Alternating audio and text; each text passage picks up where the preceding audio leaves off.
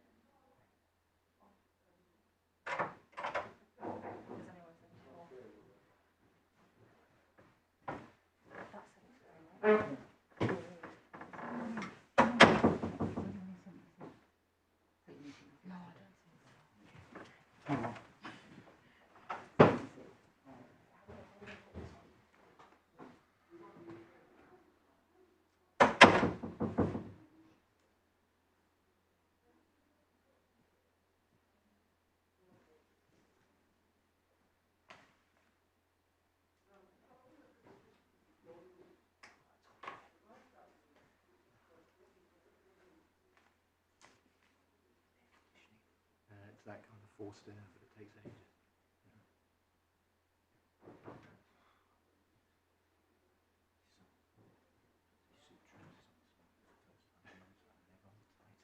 I was going to say, I put mine on with some trepidation, but I was pleasantly surprised. So. Goodness, good for you. I was not, so I'm feeling a little constricted. Yeah.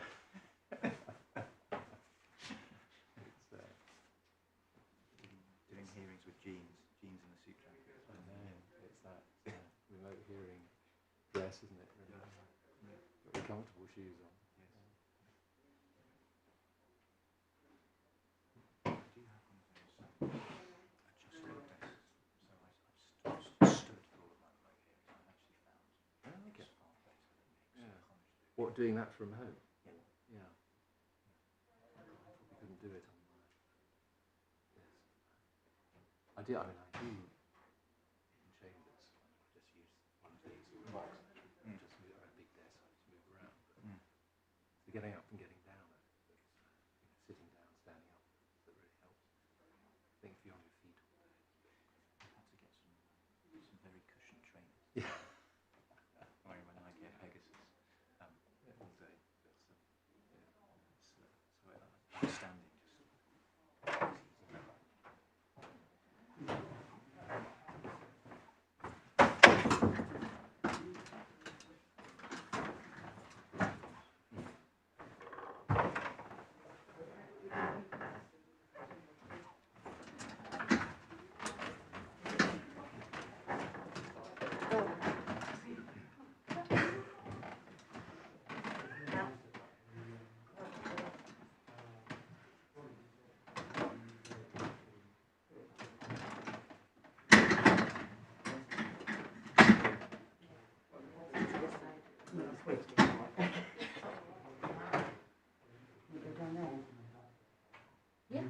Yeah.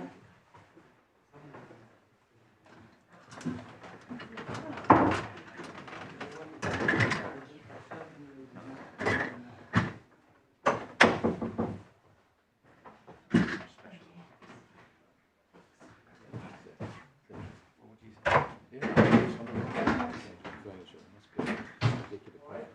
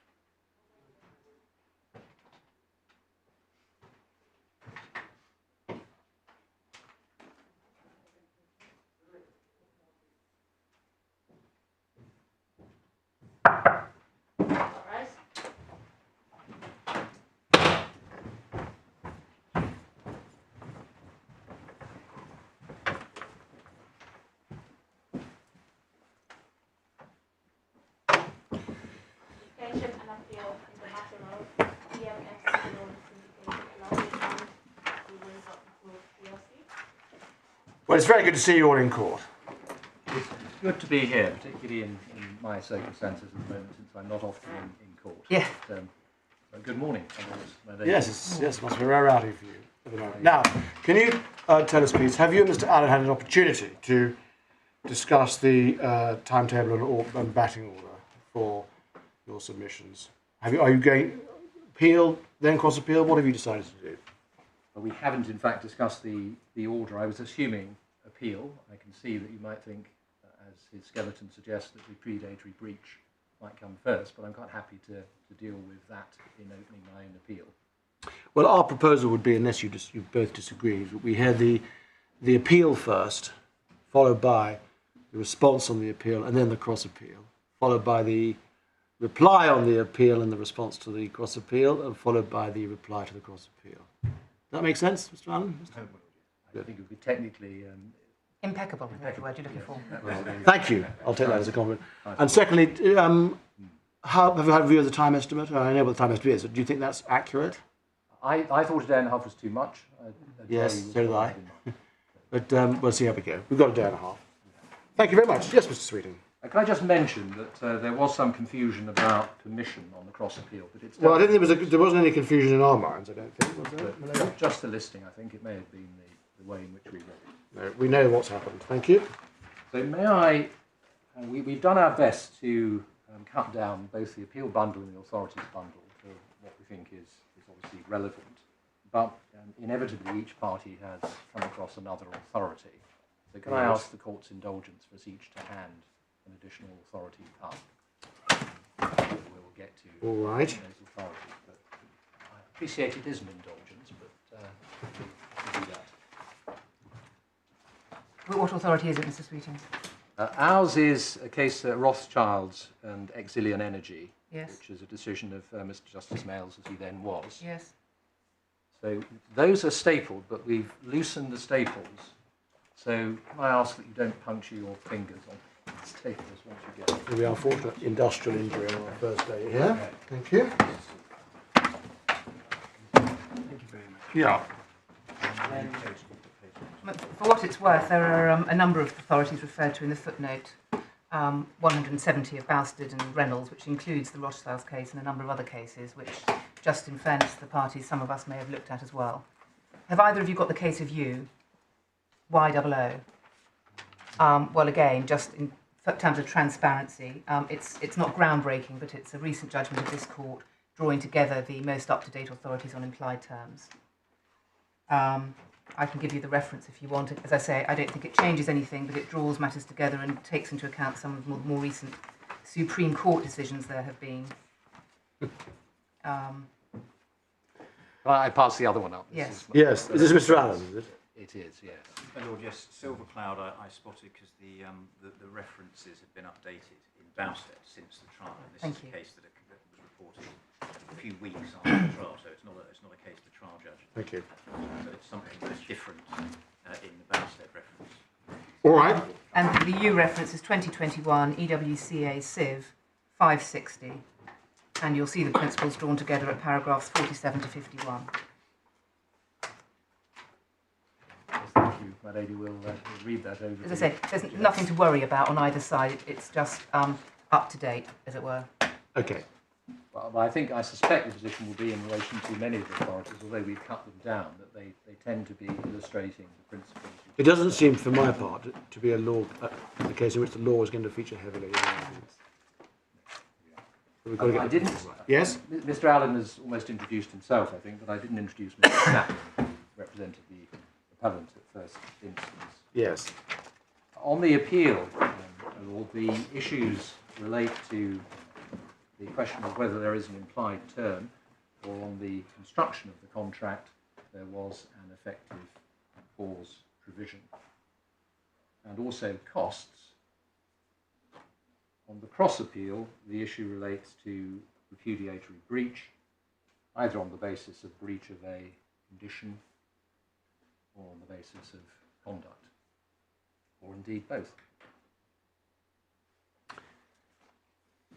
I thought it might be helpful to start with the engagement letter itself and the contract, given what those issues are. And we find the key clauses at page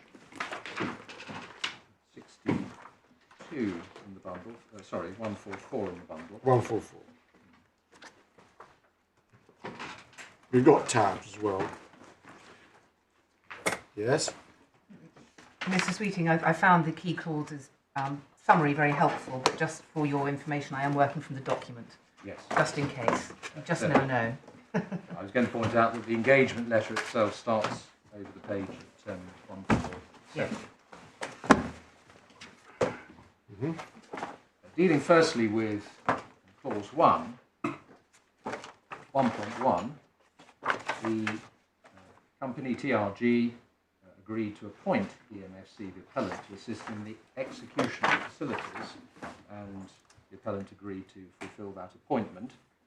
We simply point out to begin with that the nature of the role which is being referred to there is assistance in the execution of the facilities. And we'll see some elaboration of the work that is required in the schedule. The next clause, 1.2, is an interesting one in the context of this case, because that's both ways perhaps in terms of the arguments. The first point to make about it is that it refers to the appellant working in conjunction with the company's debt advisor, Investec Bank Limited. And in broad terms, as we'll see when we come to the judgment, and no doubt the court has already made itself aware from pre-reading, this was a situation in which TRG was backing two horses in relation to raising finance. But we say those horses were not in a competition. I don't want to stretch the analogy too far, but it wasn't a horse race in that sense. Each of them were in a position to earn a commission as a result of participating in the contract, in the appellant's case, assisting in the execution of the facilities. The other side to 1.2 is that this clause is relied upon as being a condition. I mean, on one view, this isn't an obligation. Doesn't impose any contractual obligation at all. It's a description. It's a record of fact. Yes, and I was going to say the question of whether that is a likely candidate for a condition is obviously one we'll return to, but in short terms, we say no. But do you say it imposes an express contractual obligation, or do you say it's a record of fact? Because you want the joint mandate argument, don't you? Yes, and I've put that up first. So you say it's a contractual obligation?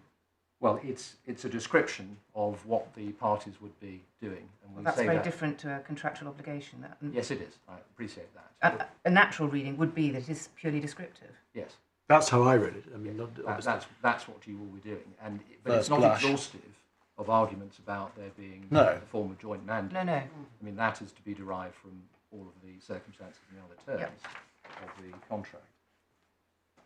I mean, the other parts of 1.1 and 1.3, do they create obligations? 1.1 does, doesn't it? 1.1, yes. And because it is 1.3, an Yes. 1.32 as well, that's obligations, is it? 1.3, because it refers to other obligations in the agreement, I think. So we got a descriptive sentence in the middle of sandwich between two contractual obligations. Yes.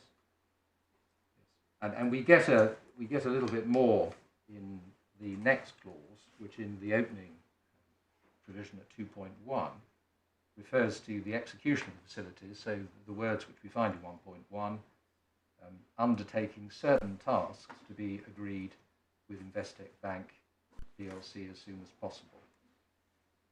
Again, we would suggest read that as essentially descriptive, because it doesn't indicate what those tasks are. It doesn't actually have any real certainty around the task to be agreed there in the future.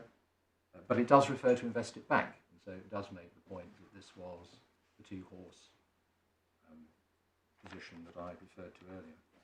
It might just be worth turning on to the schedule, which is at 147. Sorry, 5.2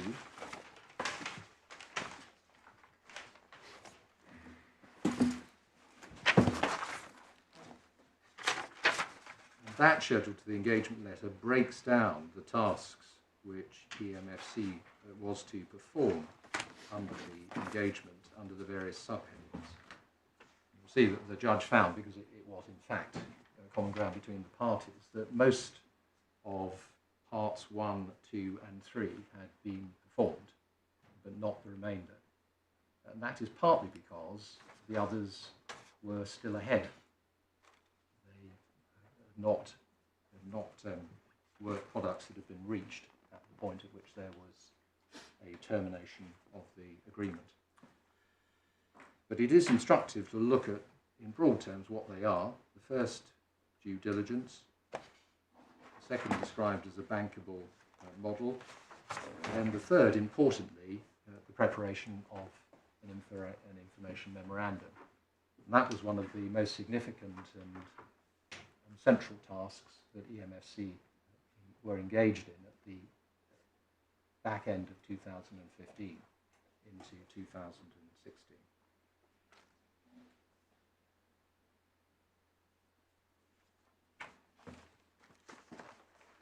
The other provision of note, working off the extract here, is the clear market provision.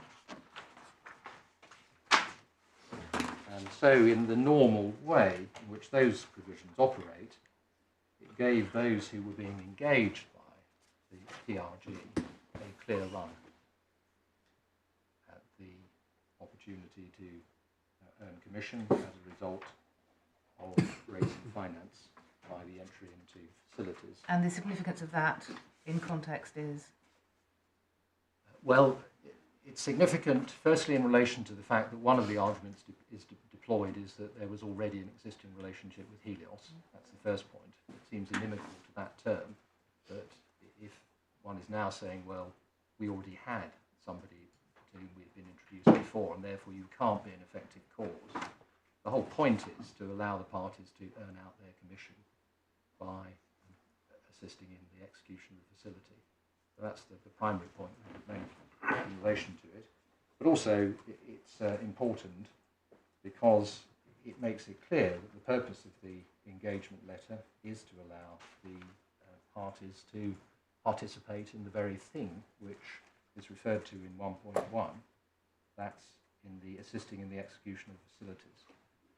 Because otherwise, it would be open to TRG to bring somebody else in to do that. So it's saying, in effect, that we agree that you are the only party, together with Investec, who will be involved in doing this work for us in order to raise finance. And what does 5.2 achieve?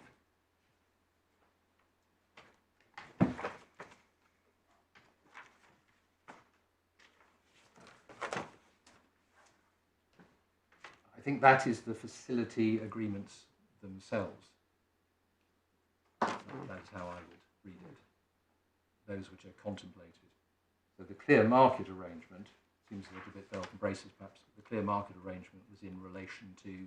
Agreeing the finance, but not actually doing the document. Exactly. So running up to it. That's why I referred back to 1.1, the work which EMFC was going to do. Sorry, could you say that again? So 5.2 does not apply to agreeing or execution of the facilities. Yes, because it might well be you need some other advice or assistance or some other... The actual drafting and preparing the document. Exactly. Yes.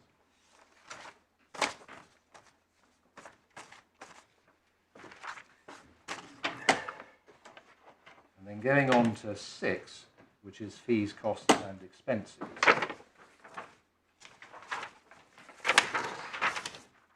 We can start with 6.1.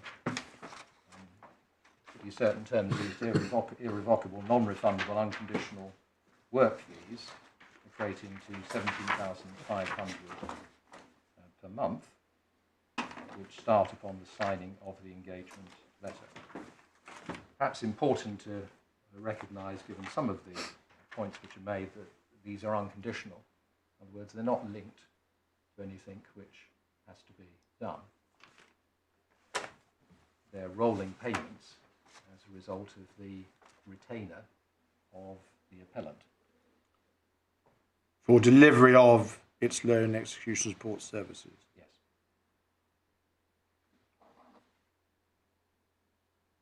And that, of course, fits quite neatly with the clear market obligation as well, and the fact that the EMFC had to work on the steps leading up to the execution of the facilities.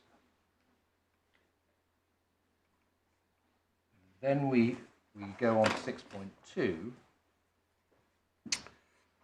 Same terms used, but this is a payment, a one-off payment in relation to the information memorandum itself, payable by instalments.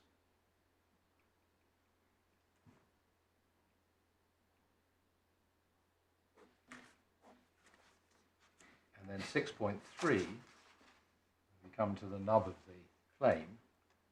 Same language, one-off, irrevocable, non-refundable, conditional completion fee, this time conditional. Condition is the entering into the facilities, on the amount of facilities as referenced in the facilities document. And 6.5, the completion fee should become due on the date of signing of each and any facilities documents and payable at the latest on the proceeds of first drawdown of the facilities. So I do point out there is a reference to drawdown there that may feature in Melanie Friend's arguments. I just say in passing that there are one or two points made about the fact that this would have been, had it been paid, the biggest fee that the appellant had earned. And there are a number of references also to the fact that the appellant wasn't doing work, particularly after the first part of 2016 and the period before termination, when the monthly payments are still due.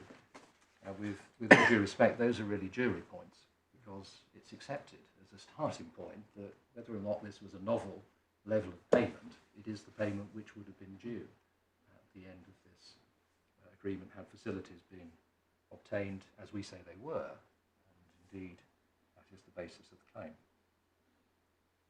There's an argument, as you know, pleaded at paragraph 18.2 of the defence, apparently run below and maintained by Mr. Allen's clients in relation to the Entitlement Commission on Facilities A and B. Now, that was something that was not addressed in the reply to defence, and we've got no written material from you on this appeal in relation to that point. We haven't got the facilities documents themselves or anything like that, so at some stage you're going to have to indicate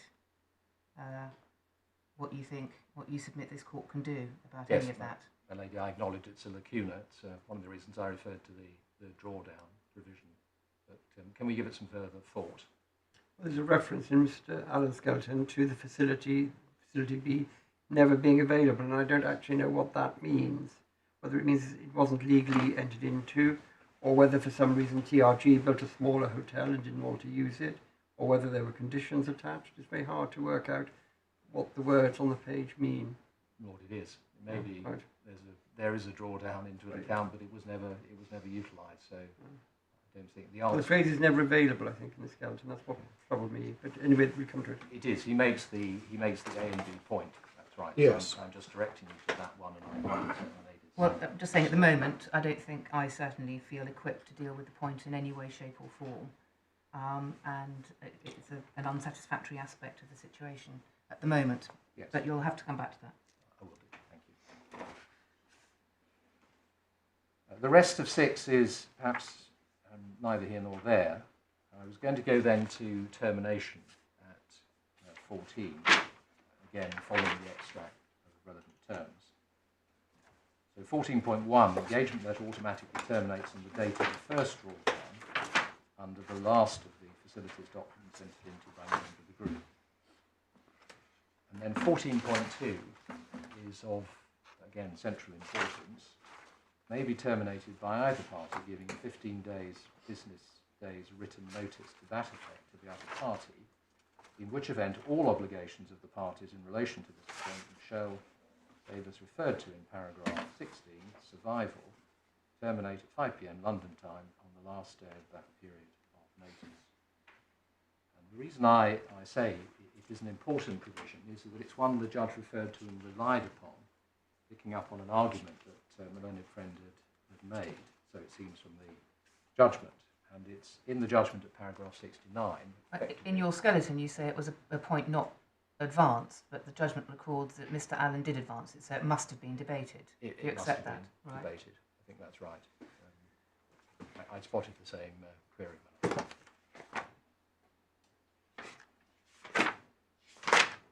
So the reason the judge refers to it is to say, well, it wouldn't make sense, would it, or commercial sense, for EMFC to be able to give notice effectively within the 15-day period just after it had entered into the agreement. And if the appellant's argument is right, it would then still be entitled to the full fee on drawdown.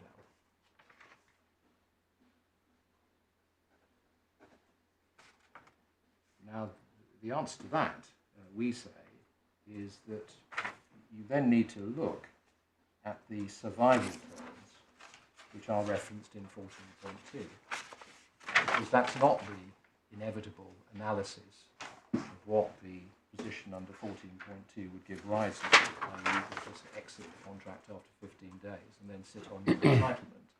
You paid a full commission in accordance with clause 6. Because when we look at 16 and 16.2, without prejudice to paragraph 16.1, paragraph 6, fees, costs, expenses, payments, indemnity, limitation, liability, confidentiality, public announcements, termination, survival, governing law and jurisdiction inclusive, shall survive and continue after any termination of the obligations of EMFC under this engagement letter. And if one were in a situation where that had arisen, 14.2, I mean, of course it's entirely hypothetical on the facts of this case. And so it was a speculative and hypothetical conjecture by the judge, albeit on the basis of a submission that had been made to him.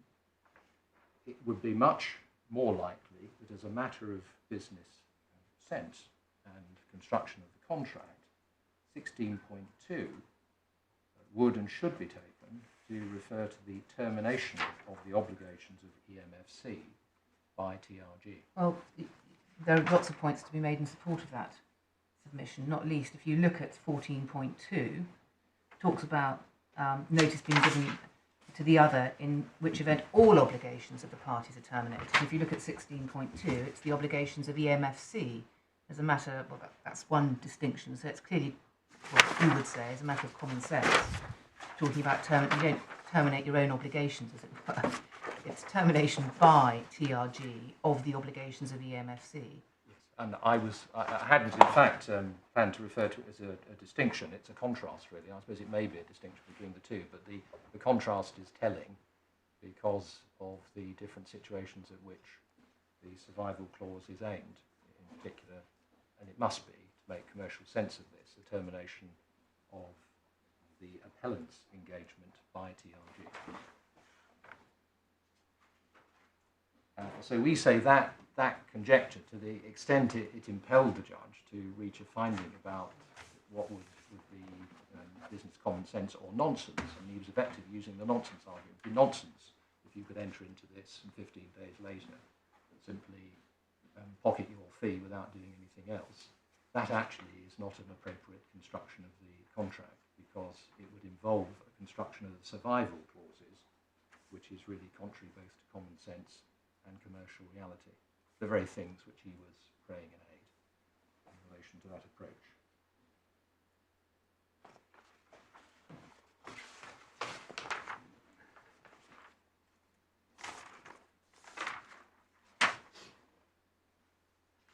Can I ask you an unhelpful, random question, but interested to know from both you and Mr. Allen. Was this run as part of the shorter trial scheme? I saw your defence where you said that was the only hint I've got of it. And when was that direction made? Early on? Was it transferred into the shorter trial scheme, or was it started in the shorter trial scheme?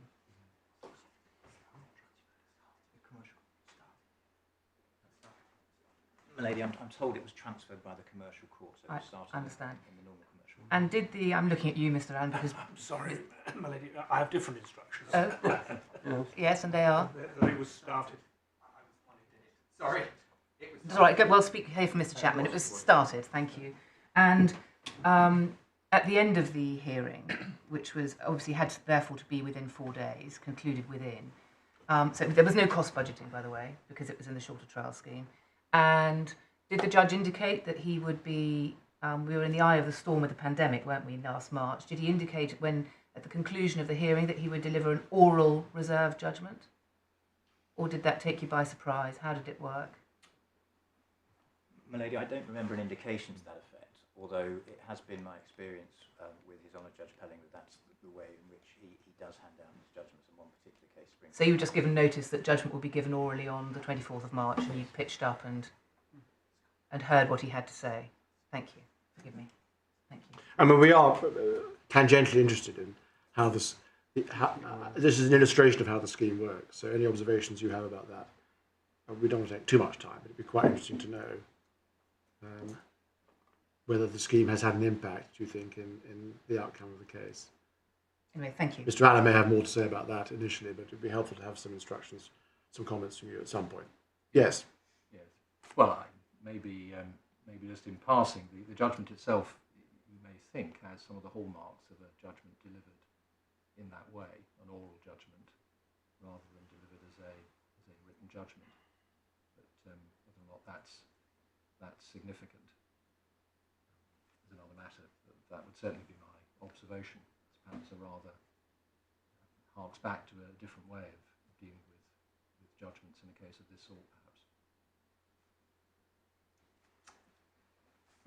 Yes. So may I that's as much as I was going to say for the moment about the terms of engagement.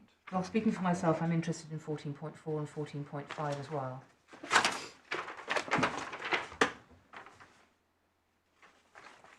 Because these are purely mechanical payment clauses, aren't they?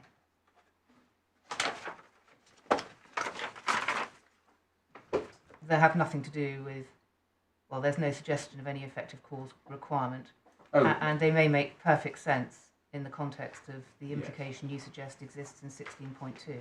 Well, Milady, thank you for reminding me, because we make those points in the skeleton. I was going to make them in the course of argument, but yes, we should certainly look at those. I don't think I need to read them out. The point about it is that there were provisions here for a time-specific stage payment in relation to the Commission going up to a 12-month period. And the point my ladyship makes is one that we make in our argument, that there is no requirement here for effective cause. So what you're anticipating is a position in which, for a period after the termination, there is a prospect that you will get your commission if facilities are drawn down. Does the reference to the fees as calculated on the basis of drawn amounts have any relevance to the question of entitlement to a fee in relation to Facility B, or is it simply just a general use of words? Well, I think it may go back to what I was saying about drawdown. Yes, I don't think you meant to say it's payable on drawdown. It's payable on whatever consummation of the transaction means. But payable by a particular date at the latest, which is drawdown, I think.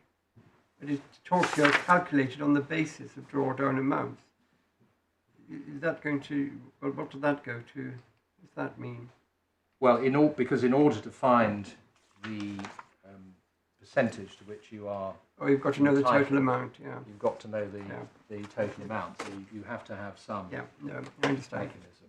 But is there any significance in the fact that there's a reference to drawn amounts for calculation of the fee, whereas in 6.5, 4, 3, it's, forgive me, 6.3, it's calculated by reference to the gross amount of the facilities. Yes, that seems to be a facilities raised mechanism whereas the post-termination calculations are based on drawdown.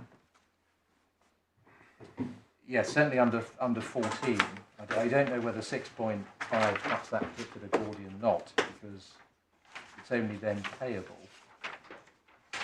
So it's due on signing, payable at the latest from the proceeds of that first drawdown. Yeah. So the calculation of the commission fee is not by reference to drawdown in 6, but by reference to facilities raised. Yes. Yeah. Yeah. So my point about the temporal aspect of these clauses is that is linked to, it appears to be, facilities drawn. So you've got the reference to drawn. So in terms of when you would get payment after termination, you would be entitled to payment either at the point of drawdown or perhaps the synonymous term, which is on the basis of facilities drawn. That seems. But you're claiming, and there's no argument about this, no pleaded argument, no argument before the judge, that you're claiming it by reference to the Helios facilities in May 2016. Yes. So just for my benefit, talk through the interpretation of 6.5 again. The latest is the latest signing. Well, you have, in 6.5, you have a threshold date, and the threshold is the date of the signing of each and any facility documents. So that's the point at which the completion fee becomes due, because that's exactly what 6.5 says. And payable. And payable. Payable at the latest. At the latest. So that's a timing point. It's a timing point, yes, exactly. So what you might expect is the obligation to pay, i.e. the completion fee becomes due on the date of signing. But as a matter of, but you wouldn't expect, for example, the party who is the paying party to be in breach if it didn't make the payment On the due date. Exactly. Right. So you might find in another contract a reference to 28 days or 21 days and so on. But in this case, we see that the next step, as it were, the latest point at which you can make the payment is the drawdown of the facilities. And it may well be that if you didn't have depending on what your arrangements were in relation to the facilities that you were drawing down, if your facility arrangement allowed you to use the facility monies in order to pay advisors, that might well be it's a bit like rolling up a mortgage fee in your lending. Yes. You're borrowing. Going back to 14.4, and I asked whether he has calculated on the basis of drawn amounts, and you said, oh, well, you need to know the total amount to work out the percentage, and I happily agreed. But you need to know the total amount of what for the percentage? Is it the facilities raised or the amounts drawn? One clause seems to talk about facilities raised, and another clause seems to talk about drawn amounts. But surely 6 and 14 must be aiming at the same amount. There's no difference between the amounts payable under the termination survivor clauses, are there? I still think the simple answer to the question is that you need to have some mechanism, don't you, for arriving at the amount to which you're going to apply. Yes, but as calculated on the basis of the raised facilities rather than as calculated on the basis of drawn amounts. But they're two separate, forgive me for cutting across, but they're two separate regimes, because under 6, you have to give credit for work fees and the like. Yeah. Under 14, it's a post-termination scenario. You don't give credit, as I read it. And you get different percentages. Yes. Sorry, so they're actually they are quite different regimes, aren't they? They are, that's right. But are you claiming under 6 or 14? I think the claim here is under 6, the completion bit. Is that right though? Because the completion was in May 2016 when hadn't the contract been terminated? But these are post. Well, I see what you mean. Clause 14 gives you a post-termination entitlement. That's right. So. Anyway, you've claimed under Clause 6 and nobody's said anything about that being wrong. No, I quite see your ladyship's point. On our case, and in fact there was a termination. You should be claiming under Clause 14. Yes. Oh, this is not a point that's been pleaded or taken against you. I don't think so. I don't think that arises in the pleadings on either side, in fact. So well, I may be wrong about this, but we're proceeding on a completely false premise. Am I wrong about this, Mr. Allen? Milady, it's just a consequence of the judge's findings that there wasn't a termination. Yeah. Of Well, the he said there agreement. was no termination pleaded, didn't he? Yes, so on the judge's basis of finding, there was no termination of the contract, so the sum was payable under clause 6. Yes, I see. And that was the basis that was advanced at trial. That's helpful. And it's a bit weird, given the letter that you wrote and what happened, but nobody's explored a subsequent termination option. All right, back in my box. I'll stick where I am. Clause 6 is the one to go for. Lady, that's what I was referring to, the fact there was a termination Yeah. letter, as it were, but obviously that's... But Mr. Allen is right in terms of the logic of it all, so let's not He is. overcomplicate. No, undoubtedly he's right on that. I mean, I think his point really is in the end, on the judge's analysis, the repudiation conclusion eclipsed the Yeah, it was termination. misconceived, and therefore... So it didn't actually matter that you terminated if you'd already accepted a repudiatory breach, or you were accepting a repudiatory. And I can't remember when the completion fee invoice was rendered. It was rendered back in 2017 or something. Right, have we now okay. completed our survey of the contract? Yes, I think we've gone as far as we need to go at the moment on the contract. So where do we go now?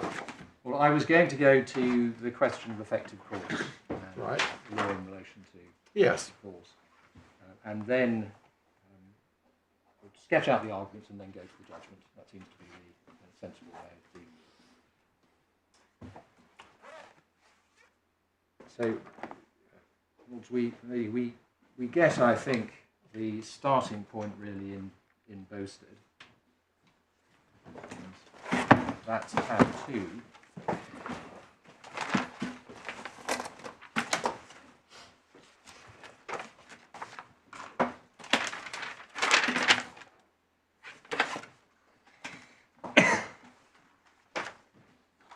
And Article 56 is probably the right starting point. So, page 7, where the agent is entitled to remuneration upon the happening of a future event, that entitlement does not arise until the event has occurred. And then the event upon which the agent's entitlement to remuneration rises is to be ascertained in the terms of the agency contract. That general rule, if we go to the page to page 8, is one that needs to be read in conjunction with Articles 57 and 58. And then what follows in those two is a long exposition in relation to the position of estate agents. It might be too dismal to say that estate agents and their cases have rather bedeviled the law in relation to agency commissions.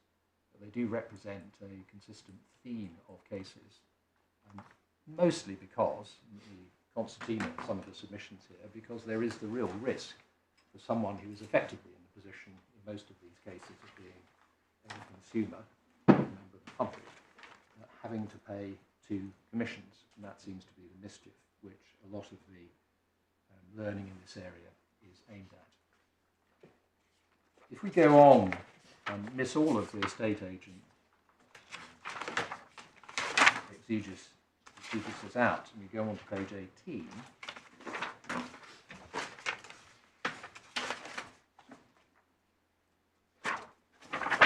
we see Article 57 in those subject to any special terms or other indications in the contract of agency, where the remuneration of an agent is a commission on a transaction to be brought about, the agent is not entitled to such commission unless the services performed were the effective cause of the transaction.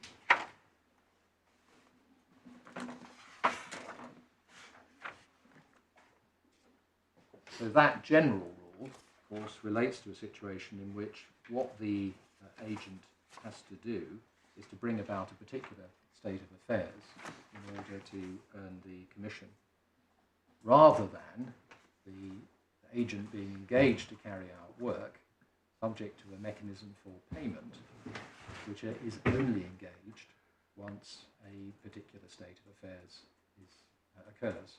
And so we have the example here. It's not for EMFC under this agreement to introduce.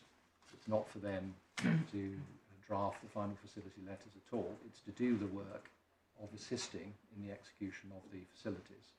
And if, and only if, those facilities result, do they get the completion fee, but in the course of carrying out the work, they are entitled to other fees, one of which is in the form of a retainer, and one is which is specifically for the information memorandum.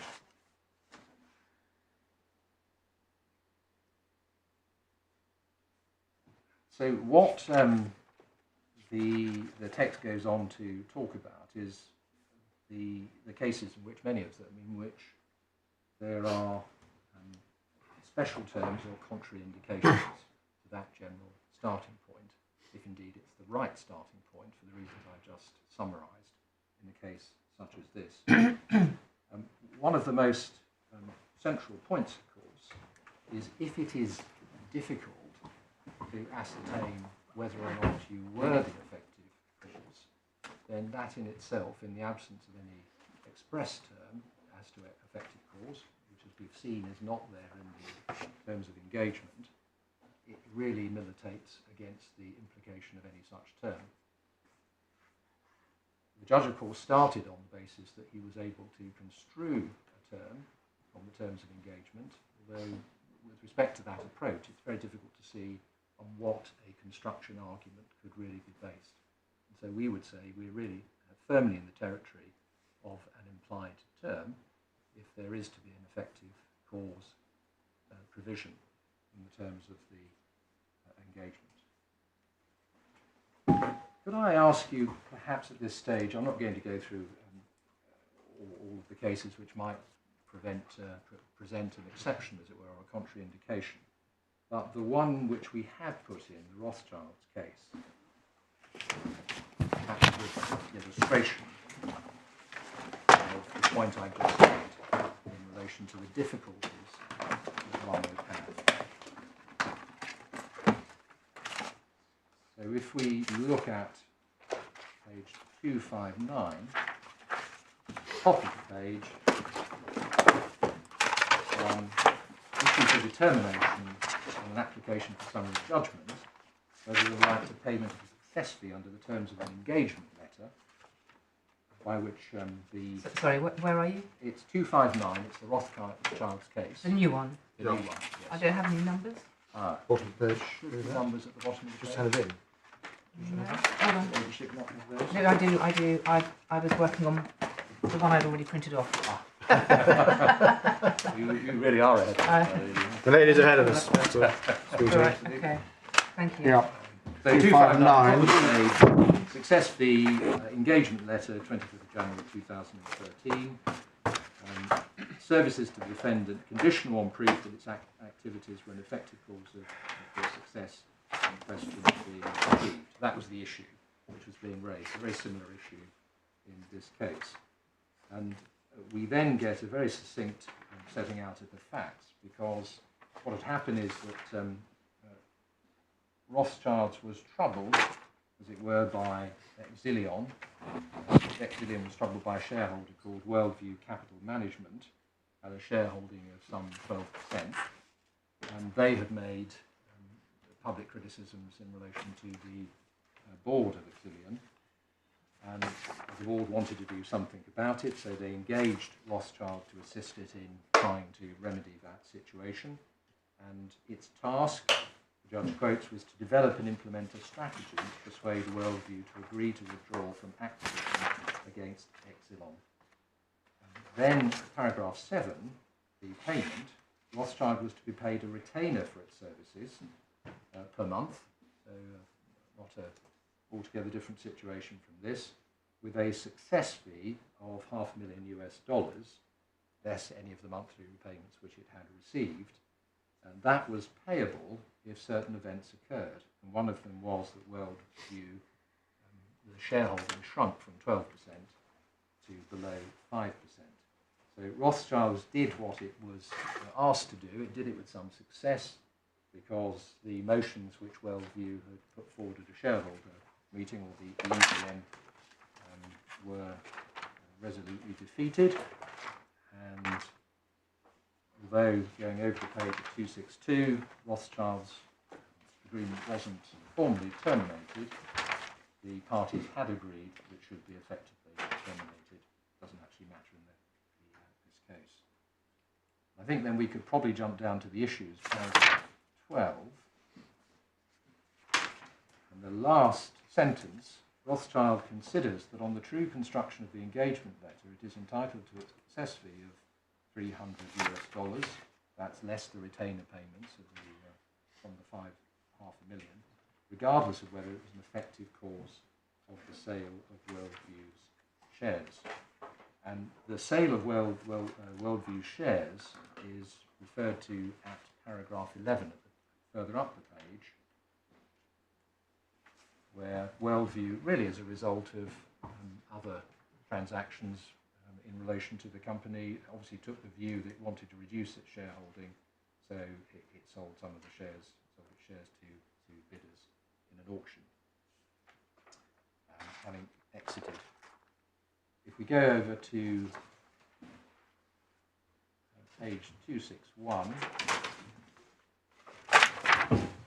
really just in passing, the judge sets out the contractual provisions to payment, and we can see at little Roman 3, the condition there was that Worldview has reduced its shareholding in the company to below 5%.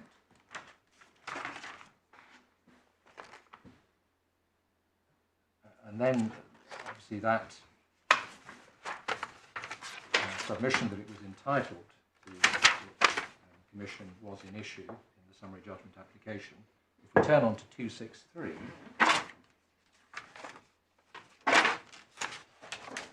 you can see the judge's discussion of the approach to that issue. 23. As to the difficulty of proof, the premise for the engagement letter was that Worldview was viewed as a hostile party whose cooperation in explaining a decision to sell its shares was unlikely to be available. And then, importantly, the parties must therefore have contemplated that it would often be difficult and might well be impossible to tell whether a decision by Worldview to sell its shares was influenced to a greater or lesser degree, or indeed at all, by any strategy devised by Rothschild. That even if Rothschild's strategy played a part, it might well be impossible to evaluate how significant a factor that had been. Then there's a reference to the practical difficulties of a lack of disclosure and not being able to find witnesses. And then towards the foot of the page, the last sentence, to construe the clause as limiting Rothschild's right to a success fee to a case where it had been an effective cause would therefore condemn the parties at best to a dispute which it might be very difficult to resolve.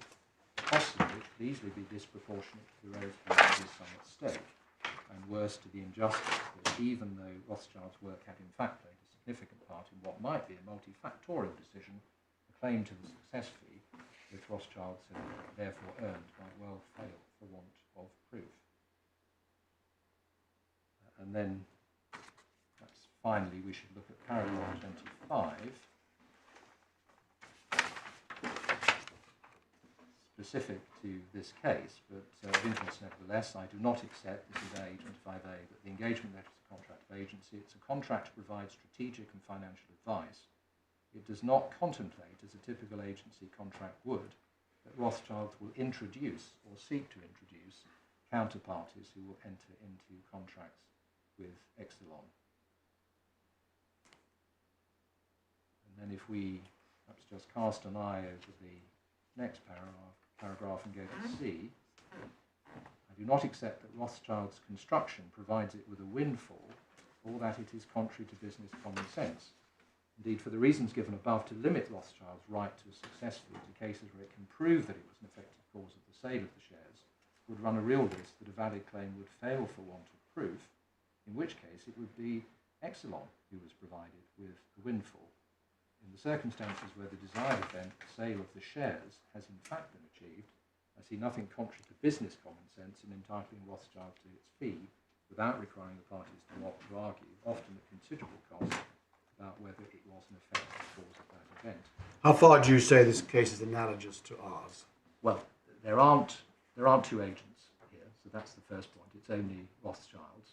But we do say it's analogous because there would be not only the sort of difficulties that Justice Mayles was referring to here, but there would be other potential problems and pitfalls if one were to have an effective cause requirement in EMFC's agreement.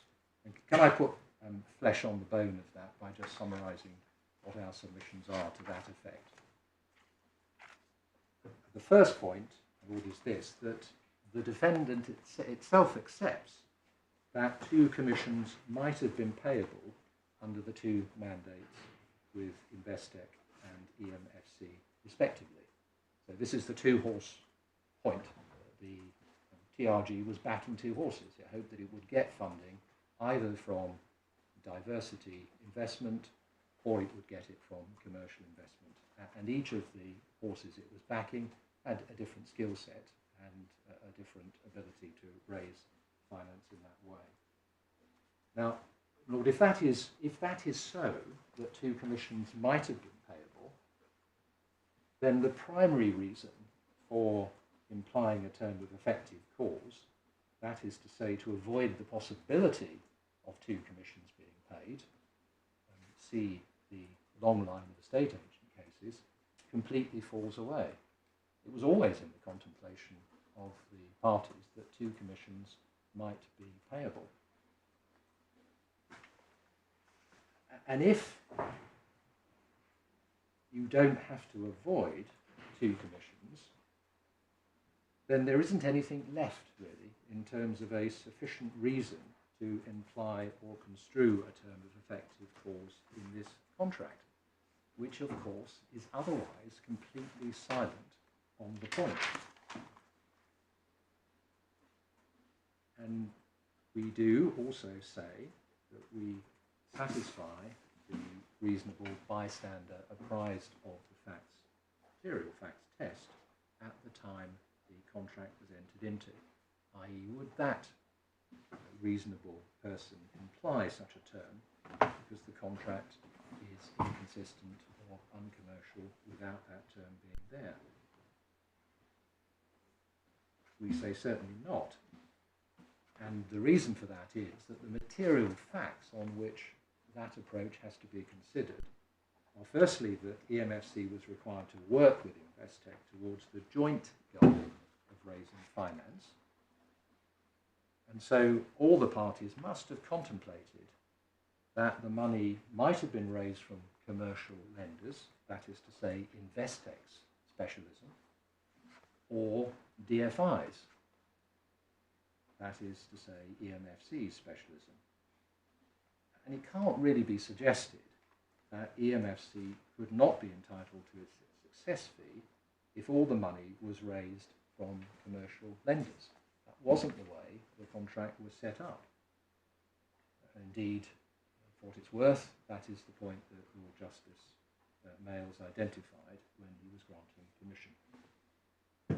Equally, some or all of the money might have been raised from either source. We don't find anything in the contract to suggest that in those circumstances the commission would be apportioned according to its source. Sorry, so it could have been from both sources? Yes, Yep. exactly. Lady, and it's not a throwaway point. What we say about it is that it means that it didn't matter what the source of the finance was, because if it had mattered, one would have expected to see either an out-and-out race between the 2 agents, each of them bidding for the top prize, but it being a zero-sum game. I can only win if you fail. Or one would have expected some mechanism for analysing where the funding came from, or what work was to be done by each to allow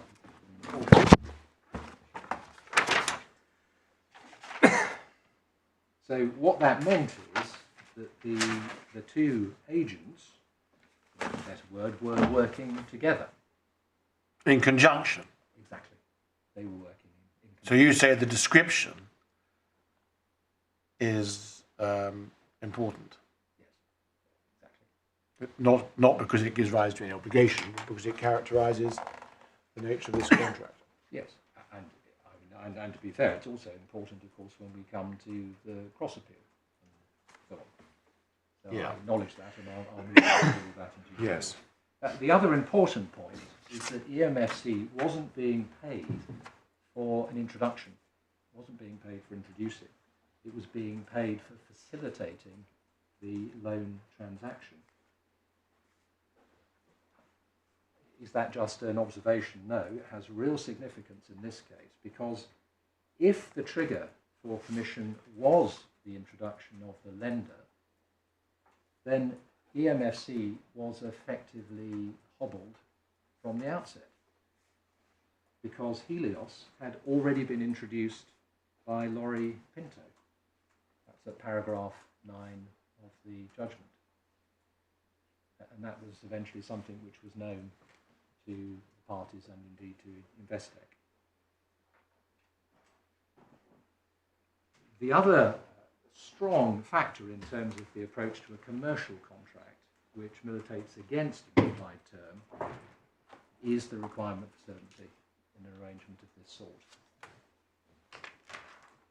Because it made business sense, quite the reverse of the implied term analysis, it made business sense to have a contract that didn't contain an effective cause requirement.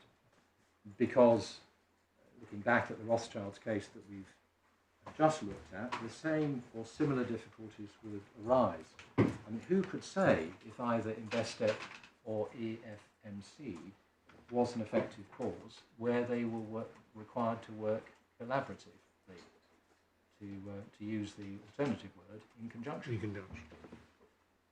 And of course, the other points we've touched on already, but the trigger for commission after termination was money raised within 12 months of the contract.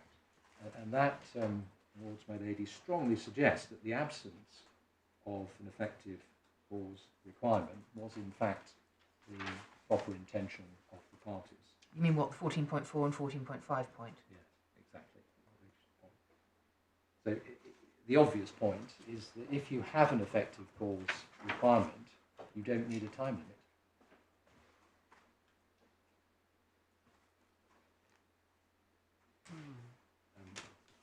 I won't labour the next point I made, but there were also clear market terms. I think I was asked at the outset what the significance of that was.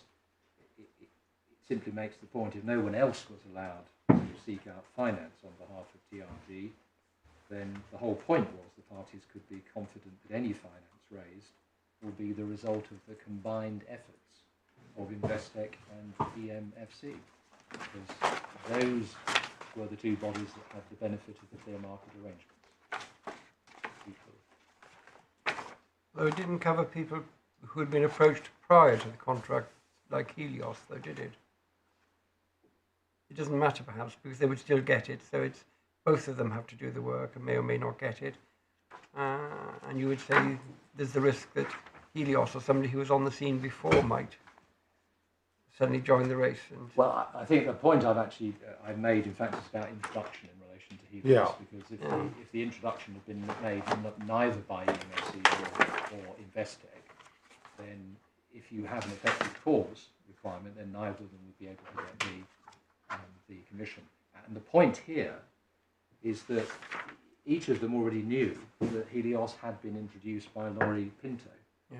So But 5.4, the clear market provision, says it doesn't apply to equity raising discussions. Oh, there's equity raising discussions that the group has already entered into prior to signing this engagement letter. Anyway, it doesn't matter, because that if there was any breach in relation to giving it to somebody not within the clear market provisions, that's not the subject matter of this case. it isn't. That's right. Do you want to say anything about how the contract was performed in terms of illustration, what in conjunction meant? And what was that, to what extent, what did it actually mean in practice? Well, I mean, I think the judge, in fact, very succinctly identified what the difficulties were by conjunctive or collaborative working in this case. And I was intending, once I finished the submission, to look at the judgment. All right, well, take it. We're quite interested to see what actually happened on the ground. Yes. For my part. Yes, and it wasn't a seamless and happy No. working together. So, and the other point about Helios, just to come back to the point, I suppose, is that Helios could have been specifically excluded. I see the point which it makes, but Helios is not specifically excluded. as well, which also indicates perhaps that the parties, plainly EMFC and Investec, had a clear run at raising or getting the facilities and so earning the commission.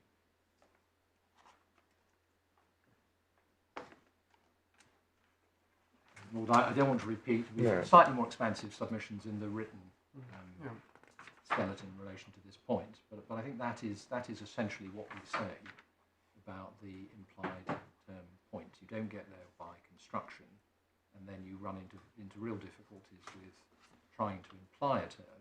And in fact, this is a case where it's far more obvious that the position really militates against there being the implication of any such term. And could I go to the judgment then? Yeah. It might be appropriate since you raised to do that. In your written submissions, you refer to the TRG's contract with Investec. We don't have that. Was EMFC aware of the existence and contents of that contract at the time of contracting? I'll just check. In fact, I think we only mentioned 2 provisions You do. of that. Let me just ask Mr. Chaplin Yes, if I thank might you. turn my back to him.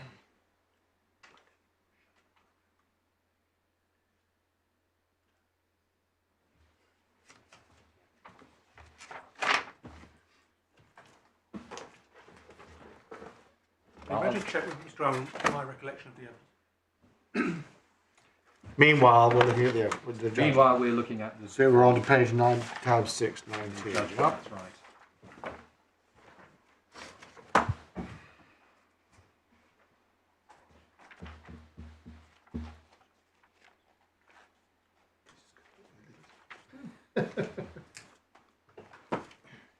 No, well,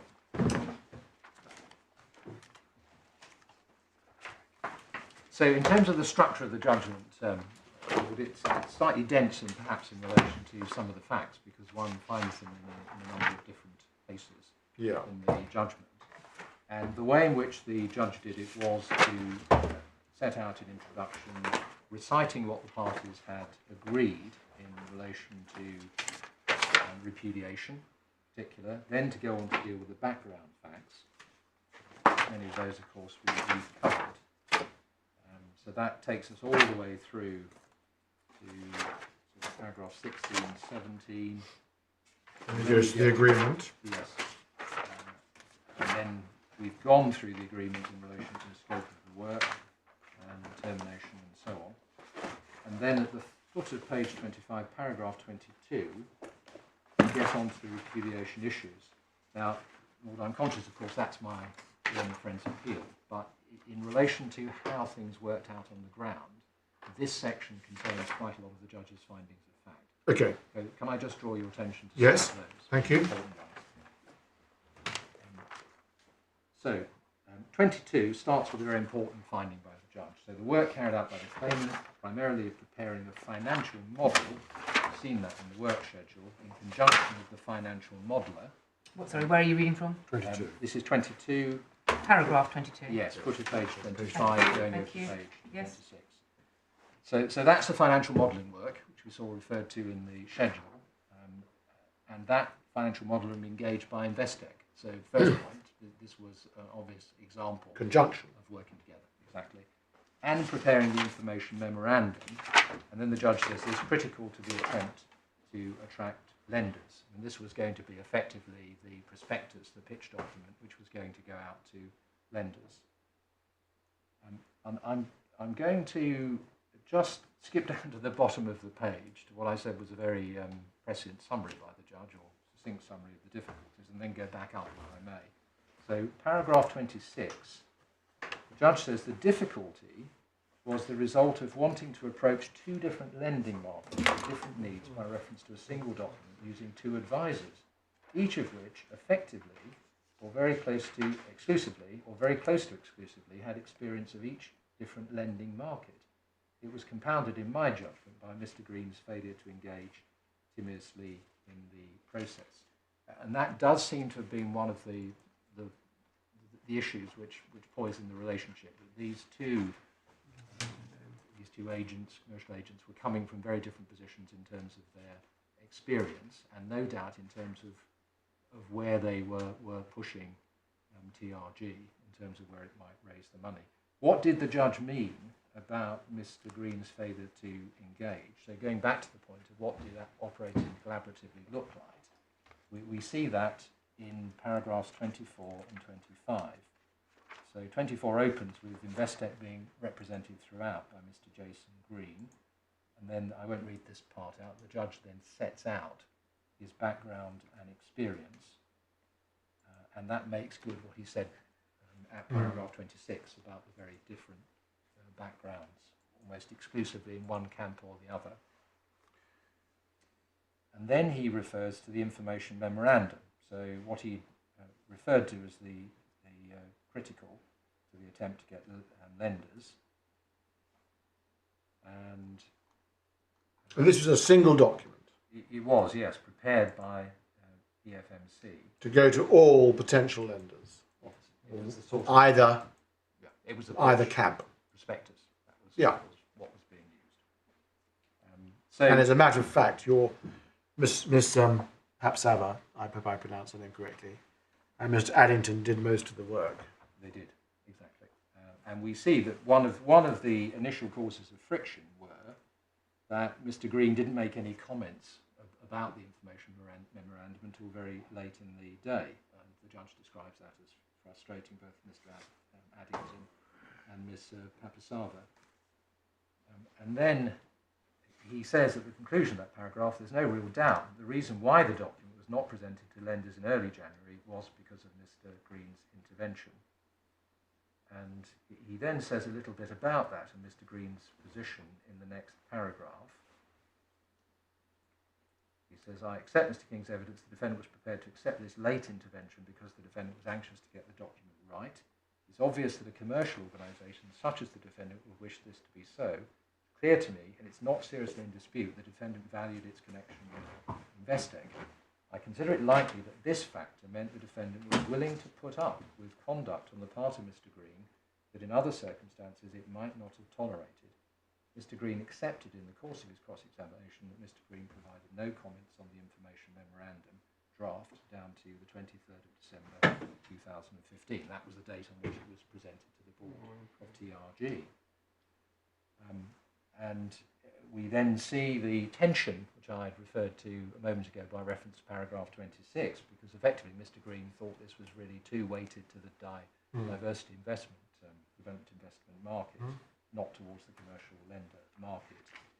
But, and this is quite important, in relation to Helios and the meeting in Cape Verde, which they were to attend, Helios was anxious to see at least parts of the information memorandum. So this is the ultimate source of funding, expressing at an early point and the judge concluding that they wanted to see the information memorandum. So obviously working in conjunction, even in relation to the finance of the facilities which were eventually raised. And I think in relation to Helios, we get a view of Mr. Green and Mr. King's approach to them at the second part of paragraph 26. Effectively, they were regarded as a bird in the hand, Mr. King using those terms, so he didn't want to give them up. And this, he's in that paragraph, the judge is quoting Mr. King, is he? He is. At all points. So when the assertion that Helios was anxious to see at least parts of the memorandum, that's Mr. King's evidence. Yes, I think it must only have come from Mr. King, because he goes to say, I considered that part of Mr. King's Yes. evidence, and so on. And he accepts it. Yeah. And then just a point to be made by reference to paragraph 28 about the Cape Verde visit. It was unusual in itself, and that was Miss Papasava's evidence, to have a visit of that sort, which was really about making contacts and due diligence. And not to involve lenders, let alone subordinate lenders like Helios. To have the lenders along was a slightly odd thing to do, because this is a step prior, and it's rather supported by the work schedule and so on. But nevertheless, it went ahead and so on. If we look then down the page to the events between the 14th of January and the 4th of February, we get a real taste of what was going on. And this is The 14th of January, of course, where the judge is starting this analysis, is 2 days before the bombshell email. So important in terms of what was going on. And the judge says, paragraph 32, the point that emerges is that Mr. Green had clearly fallen out with Miss Papasava. Not a surprise, having regard to, for example, the email exchanges between them on the 8th of January concerning the requirement for an authorisation letter, which at any rate in relation to Mr. Green's email is obviously intemperately expressed. It is, however, both unnecessary and ultimately impossible to work out the rights and wrongs of the breakdown of the relationship. What is clear is that in the meeting on the 14th of January, Mr. Green made it clear he was prepared to work with Mr. Addington, but not Miss Papasava. And then there's a reference to a meeting between Mr. Scott, Mr. King, Mr. Jarrett, who's Mr. Jarrett's the chairman of the principal shareholder and the defendant. And then the note for that meeting rather makes good what the judge had just referred to. Mr. Scott reporting to Mr. Jarrett, Mr. Green cannot work with the claimant, which in this context was shorthand for Miss Papasava, but can work with Mr. Addington. And obviously this is going to be relevant to the idea of the whole issue of whether saying you can't work with one of the other parties is repudiatory in nature, but I'll come on to that later on. At one stage, Mr. Addington refers to Mr. Green having a misogynistic attitude, or a sexist attitude. A sexist attitude, and in fact that's picked up in the notes that we see later on. Yeah. We'll see a reference to that. And also at the foot of, we get a pen picture of Mr. Green here, and obviously the judge had a very much better vantage point on this. At the foot of the page, he said the disagreements and instructions, where has he put it, to stroke Mr. Green's ego. Mr. Green wasn't a witness, was he? Mr. Green wasn't. No. No. No. So he was being talked about rather than speaking. Yeah. And then just, I think for completeness, I should go to the page. I don't have to retread this ground in relation to repudiation, but following the meeting on the 15th of January between Mr. Green, Mr. King, Mr. Scott, top of page 28, clear Mr. Green's views concerning Miss Papasava had not altered, but he was happy to attend the meetings in Cape Verde. So that is in a sense what your lordship was asking about. Yeah, thank you. I hope I haven't diverted you. No, not at all. I mean, that was. Yeah, thank you. And I think rather than go on in relation to repudiatory breach, because my learned friend obviously should have his opportunity to set out his stall first, I'll leave that and then go on to. But from your point of view, your principal submission, you would say that passage illustrates, before we get to the problems with Mr. Green, it illustrates collaborative working. Yes. Well, it's how it was or was not working. But it's going. I don't want to jump ahead, but it's obviously going to be important to the view which the judge took about what Mr. Addington said about not being able to work with the basic consultant. Okay. So we'll get to that. So can I go on to how the judge dealt with effective cause? Yeah, what I meant was that passage shows, does it not? It illustrates, you would say, the way in which the contract was designed to work. Absolutely. That's my point. I wasn't talking about breach. I mean, before we get to the difficulties. The initial working out of it was, you would say, that illustrates what the contract was all about. Precisely, and in fact, even the difficulties do, because the fact that you're having difficulties is testament to the fact that you're trying to work together, albeit unsuccessfully. So, I mean, these are not parties who could simply cooperate or collaborate in a disengaged way. The very fact that Mr. Green was saying he couldn't work with Mrs. Papasava indicates that there was that collaborative, conjunctive working going on. So that's how we put it. So the judge deals with the effective cause issue at paragraph 65 onwards.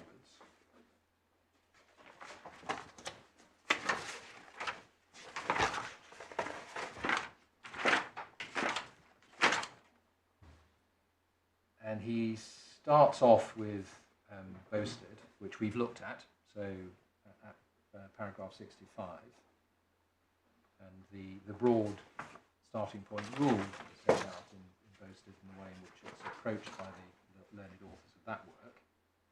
And then he goes on at paragraph 68 to turn to the law and to the Supreme Court in Marks and Spencer. 66. 66. So what I was proposing to do is to, because we haven't sidebarred the authorities, and I'm sorry about that, just take you to the parts of the leading authorities that we think we ought to draw the court's attention to, which the judge had in mind. Well, is there anything wrong? Sorry. Is there anything wrong with paragraph 66 and 67? No, I mean those are. I mean, does this starting points. Plain vanilla. do we need to go to the authorities? I mean, if you're anticipating something Mr. Allen's going to mention. No, Mr. Allen, So, facial gesture indicates he doesn't think it's so Which would be the ones that you would take us to? well, if we were going to be do an excursion through, I think we'd probably look at Marks and Spencer, And then go on to Foxton's, which is right. That's obviously estate What's agents here? and so on, but we're still dealing with implied terms. And then Luxor, the Brian Cooper case, momentarily encountered home search. I don't think we need Marks and Spencer, but we could look at the estate agents cases. Have you looked at them? Not in AJ. Do you want, we've had a good look at Marks and Spencer, or what we think the relevant passage of Marks and Spencer. Yes. But if you want to take us to the estate agency cases, Foxton's, etc. Well, shall we go to, it's Lord Newberger, it's... Yeah, paragraph 20, Lord Newberger. Exactly. Yes. Shall we go to that? It's 6. Yes. It's either do we need to go to the authorities or are we going to go to the authorities? I know, I wasn't very clear, was it? I'm sorry. Take your own course, but we don't think the law is a big feature of this appeal, and I think we've looked at the key points. But with that, hopefully not unhelpful hint, take whatever course you want, sweetie. Yes. Well, But you could just give us perhaps the paragraph. Yes, as I in think Luxor and, yeah, I mean, and Brian Cooper maybe and the County Home Search. sensible way of doing it, actually. So, In other words, sidebar, put the sidebars in. yes, I think that's what I had in mind. Just trying to find my notes. What the sidebars were. So paragraph 18, I think, which is the starting point by reference to posted. In where are you? I'm in Which case? Foxton's. Foxton's, tab 6. 149. Para 18. 6, yeah. Which again is the jumping off point.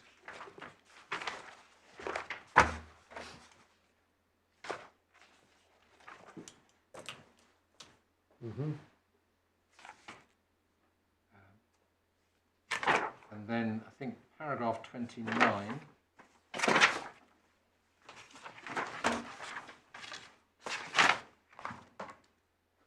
dealing with the use of the term introduction of the purchaser, which of course is the usual position in relation to estate agency contracts.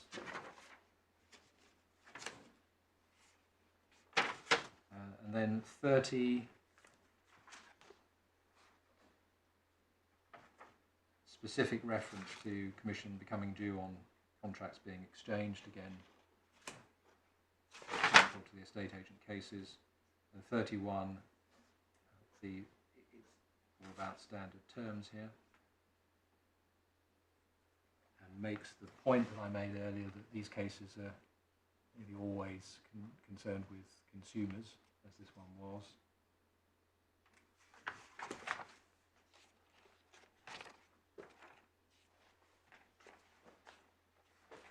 And then the consideration at paragraph 38 of effective cause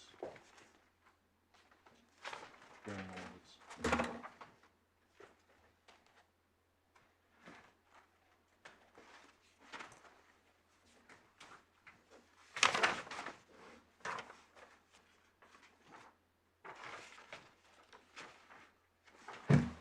So that's what I would sidebar, as it were, in the Foxton's case. Thank you. Leave it at that. If we go on to 7 and Luxor,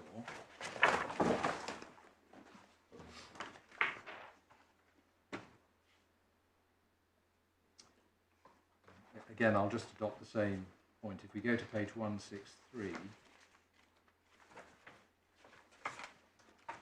the final paragraph on that page, beginning, there is, I think, considerable difficulty and no little danger in trying to formulate general propositions on such a subject, because contracts with commission agents do not follow a single pattern.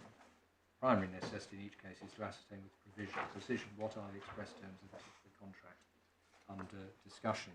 And I suppose the point really to be made is that the estate agent contracts do follow a particular pattern in a way which the House of Lords was advising or warning against in relation to general commercial contracts. And that continues over the page to the top of 164. Other contracts when an implied term is introduced by the force of established custom, for example, the necessity of a month's notice, domestic servant, contracts with commission agents, there's no justification for introducing an implied term unless it's necessary to do so for the purpose of giving to the contract the business effect which both parties intended. And then the other bit I would sidebar is page 173, speech of Lord Wright. Sorry, the result, just remind me in Luxor, this was a commission agreement to introduce a purchaser. Is that right? Yes, and so no effective cause provision is the result. Right. Yep. And 173, Lord Wright 174.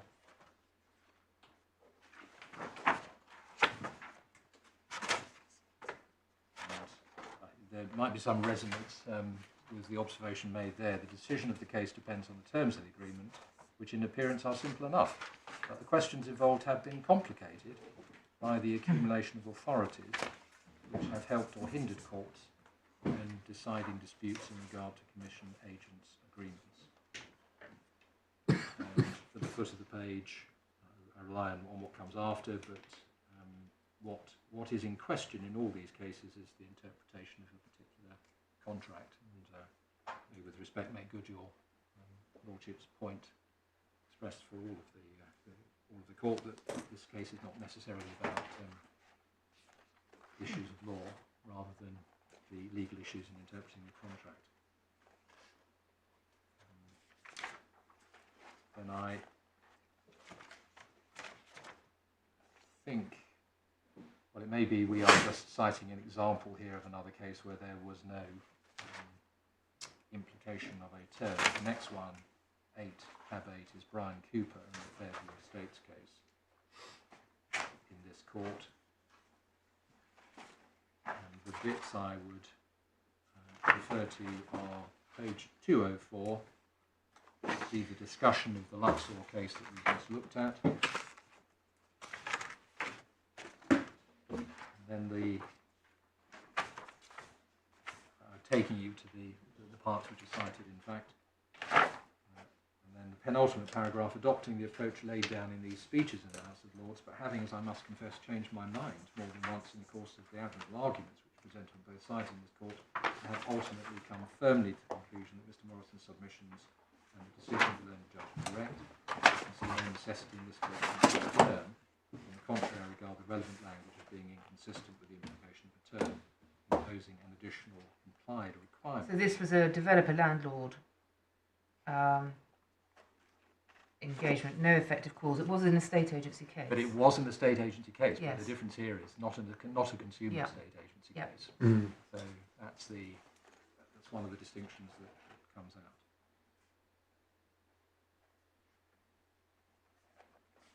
And then I think the next one, tab 9, the County Home Search case.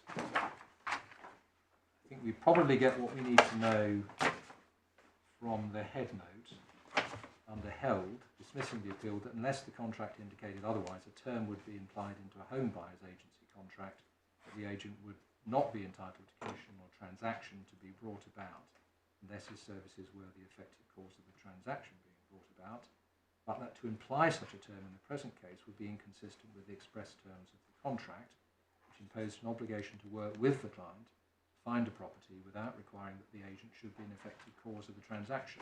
Introducing the concept of a deemed introduction contemplated the possibility of permission being due when there had been no true introduction by the claimant. We do make the point, as I made earlier, this isn't an introduction type case as far as EMFC are concerned. And the particular paragraphs in the judgment are really 19 to 20.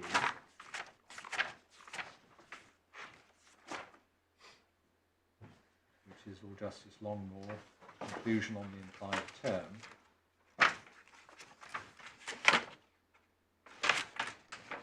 Which is where that part of the head note and the holding is derived from.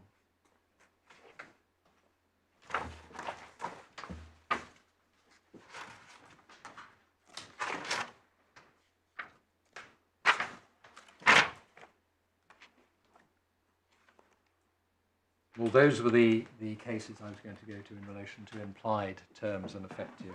Thank you. So I hope that's of assistance. So back to the judgment, if we may, page 34, paragraph 36.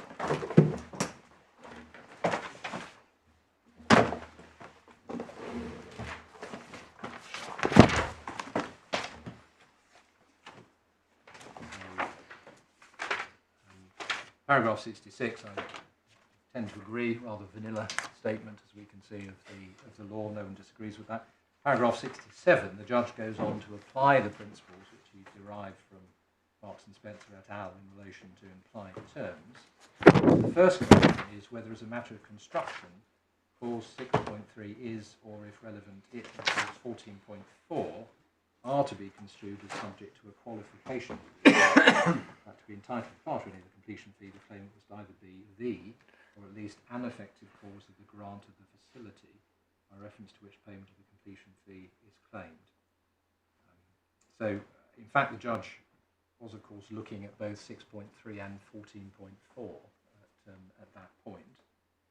He went on then to start with clause 6. He says the opening words of clause 6. Sorry, why do you think you're talking about clause 14.4? Yes, yes, he obviously had it in mind. Mm-hmm. I'm not sure he made the distinction we were discussing earlier about when those clauses are separately engaged, but he was certainly looking at them as part of both of them as part of his analysis. So the opening words of clause 6 he's referring to, for the delivery of its loan execution support services,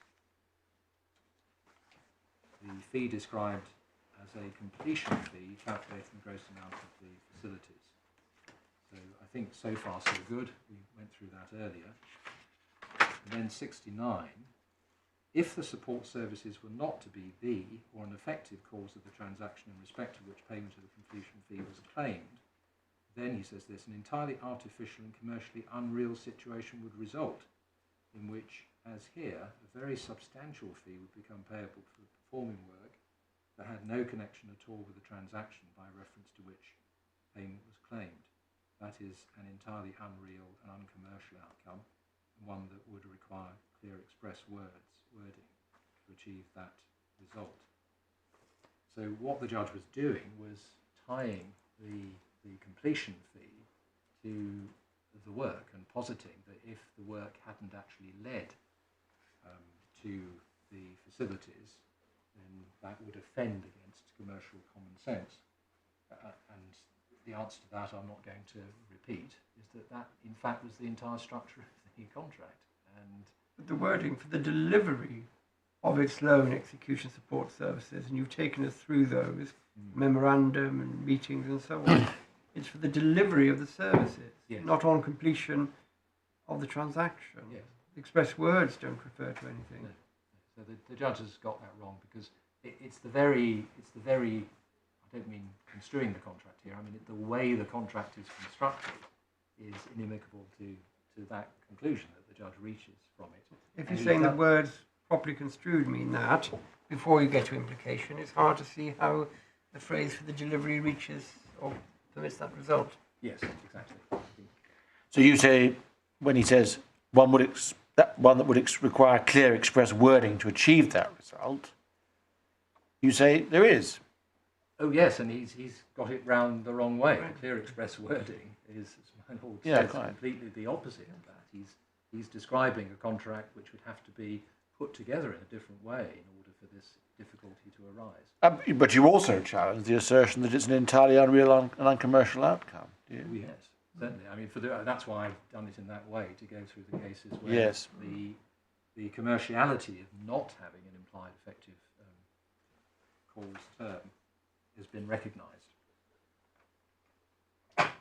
And then, I'm not going to repeat submissions about this, I dealt with this in going through the contract, but the judge does seem to have been swayed by the idea that there could be a windfall. So I don't really need to repeat what I've said about that, because you need then to look at clause 16 itself, as we did, and the question of whether the termination which would be relied upon under the survival clauses is really a termination by TRG of EFMC. We don't know how this submission came about. Mr. Allen may be able to help, but we don't know. It doesn't appear that Mr. Chapman responded with the construction argument on clause 16 that you now identify, or if he did, the judge ignored it. Yes.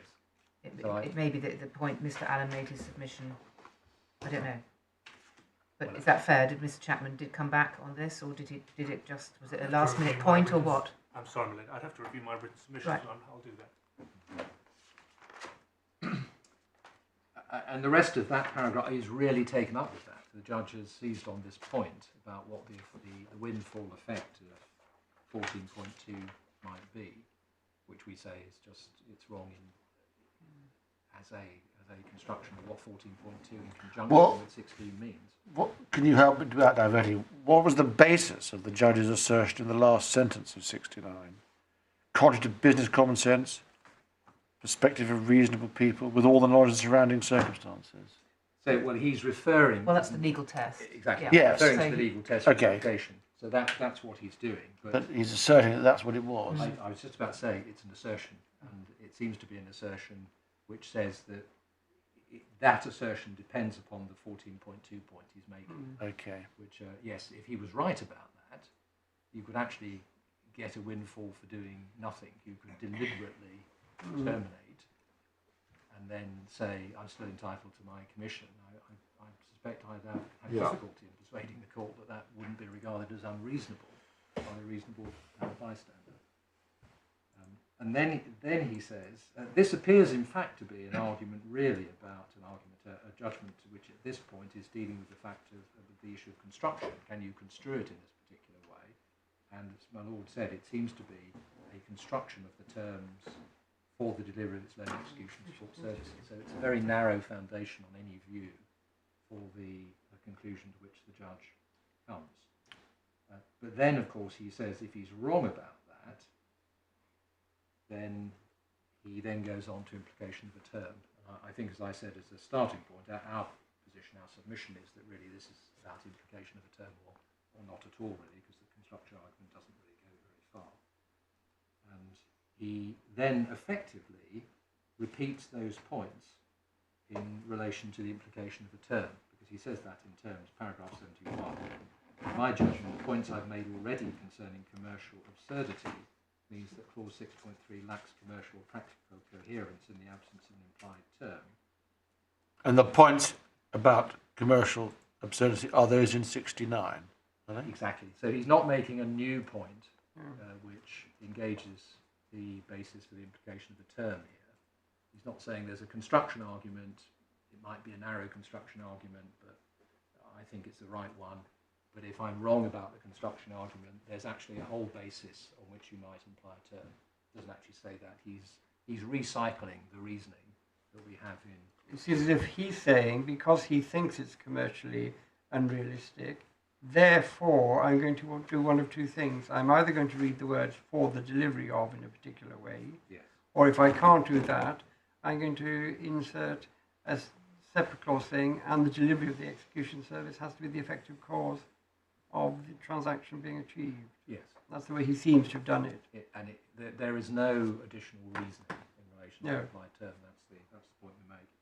And then, tantalisingly, in 71, he ends up by saying, as has frequently been observed in numerous Court of Appeal decisions in this area, such a term to this effect is relatively easily implied. Of course, he doesn't identify the Court of Appeal decisions he's referring to. Had they been cited to him? Well, certainly he had the estate agent cases cited to him and others, so I'm sure we could work out what he might have been referring to. But the broader point I was going to make is that that would only be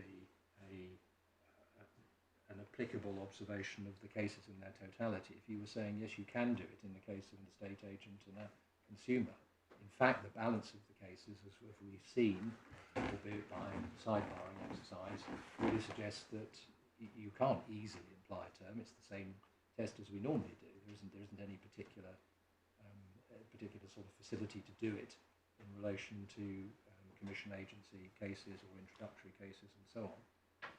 So you just get back to looking at the particular contract. It might be easier in the context of a consumer and estate agent because of the two commission problem, but that just doesn't arise in this case. And then he goes It's not on. really a matter of them being relatively easily implied, is it?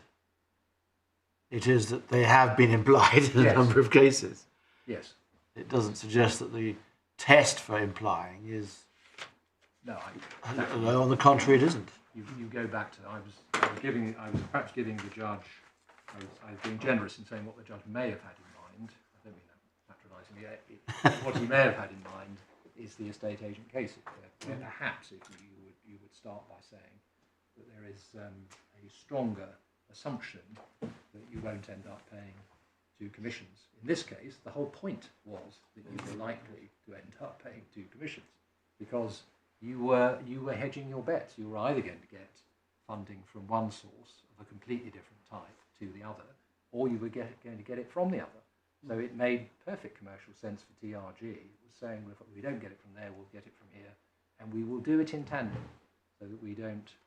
And in fact, when we get to Mr. Addington, effectively, I'll come on to in reply, no doubt, Mr. Addington is saying, well, perhaps we shouldn't be doing it in tandem now, let's do it sequentially. So there we are. Then 72, he then poses the next question, which is logical in itself but unnecessary if he's wrong about what comes above, is whether the claimant was at least a real cause of the grant of the facility to the defendant by Helios.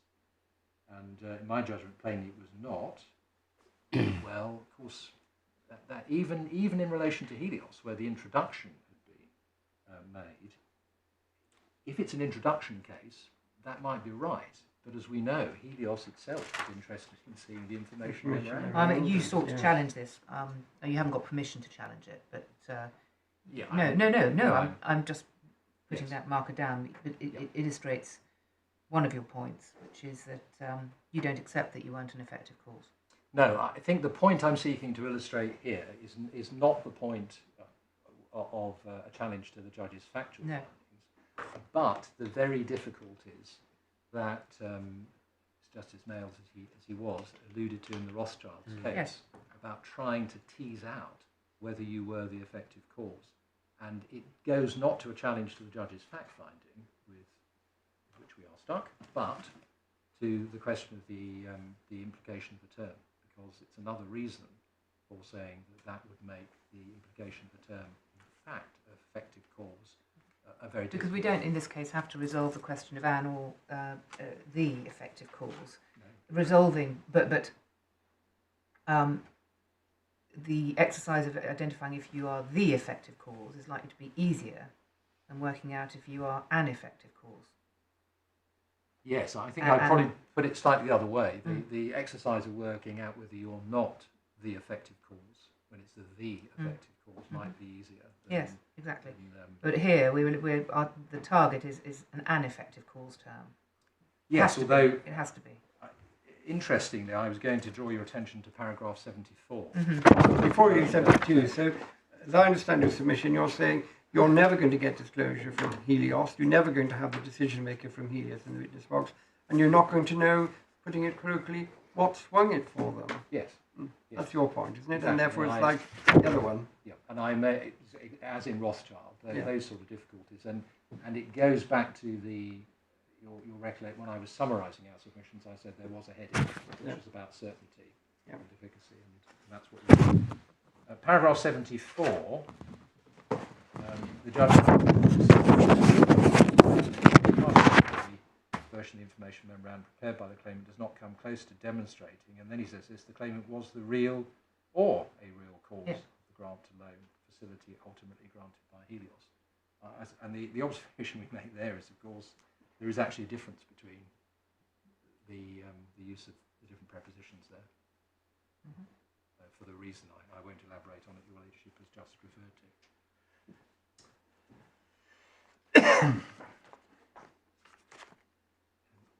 What do you say to the sentence? The claimant's role was to attract loans from DFIs by providing its loan execution services. Well, it's the point I made a moment ago is that the TRG was saying, well, let's see if we can get from one source or another, but we're going to run those two in tandem. But that, as I understand your submission, if that wasn't It wasn't the full extent of the claimant's role, your not role. at all. And we can see that, can't we? Because the claimant had a monthly retainer payment for the information memorandum and the expression of its services by reference to staged obligations to do things. So that's an inaccurate statement in the judgment of your client's role. Yes. I mean, it's close, isn't it, to moving the case as part of the analysis to an introduction case. If you introduce me to a lender who lends, then you're due your commission. And I mean, we just don't find that in the contract. More accurately, the claimant's expertise was attracting rollers, but its role was to work with Investec, produce a document that somebody will give you the money for. Yes, that's right. And do all the other things which were envisaged leading up to the facilities. And we know, don't we, that at the point when things foundered, there was still work to be done. That's not I've introduced Helios, I can effectively walk away and I can take my introduction fee if and when Helios comes good. And in order to resolve the question of effective cause, which was contested below, nobody from Helios gave evidence, did they? No. I wasn't proposing to say any more about effective cause and implied terms.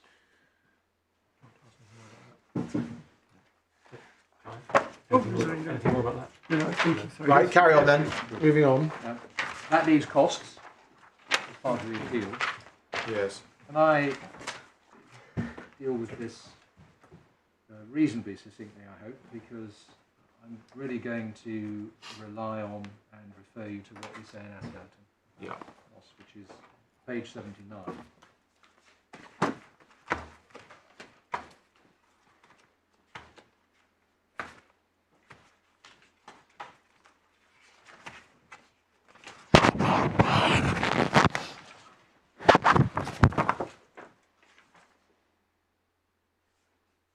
Middle of the page sets out our ground. So in terms of the ambition of the appeal, as it were, it's directed squarely at the fact that the judge should not, in all of the circumstances, have awarded the defendant all of its costs. But it's accepted that there would have been a basis in the exercise of the judge's discretion for reducing the claimant's costs. I mean, the point that Mr. Allen understandably labours is the hopeless authority defence. What exactly happened? A few gentle questions from Mr. Allen of Ms. Papasava and Mr. Addington revealed the fact that he clearly had authority. Did Mr. Chapman then immediately stand up and say, we're abandoning it, or the next day, or...? My lady, as I recall it, it was over the luncheon adjourned, I think. Right, okay. So that was the low point. From your client's point of view.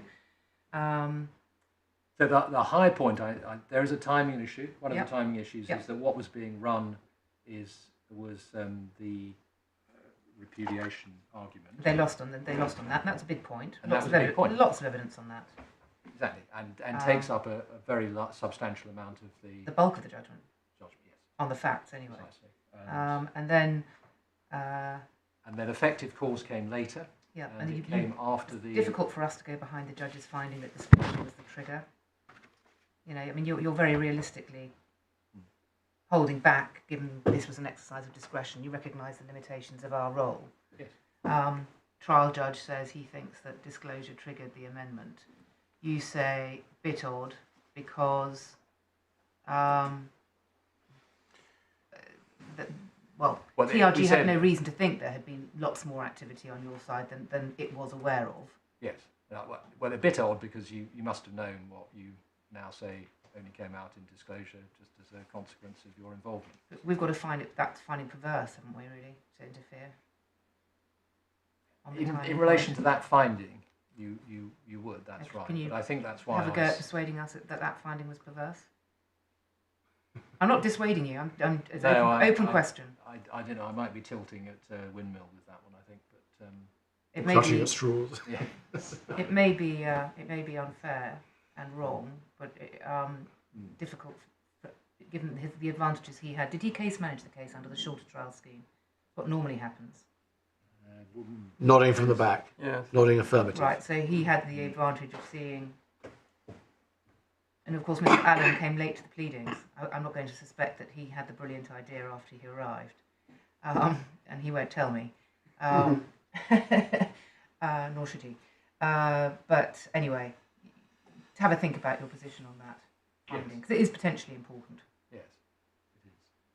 I mean, the bigger point, of course, is that you ended up in a situation where a lot of the evidence, a lot of the argument, a lot of the judgment relates to the repudiation situation. Effective cause was only pleaded Very late.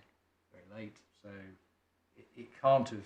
So in other words, any consideration of the call, which is a time-limited call-to-bank offer rolled up with costs, can't have involved the consideration of the one point on which... Yeah, ultimately... so at the time. So, yeah. So, I mean, that would be our point in relation to that. That's an important point, actually, because yes, you can go back and reopen negotiations, but in the real world, the heat of the moment is when you get the offer, you're within the relevant time period, and all sorts of dynamics going on.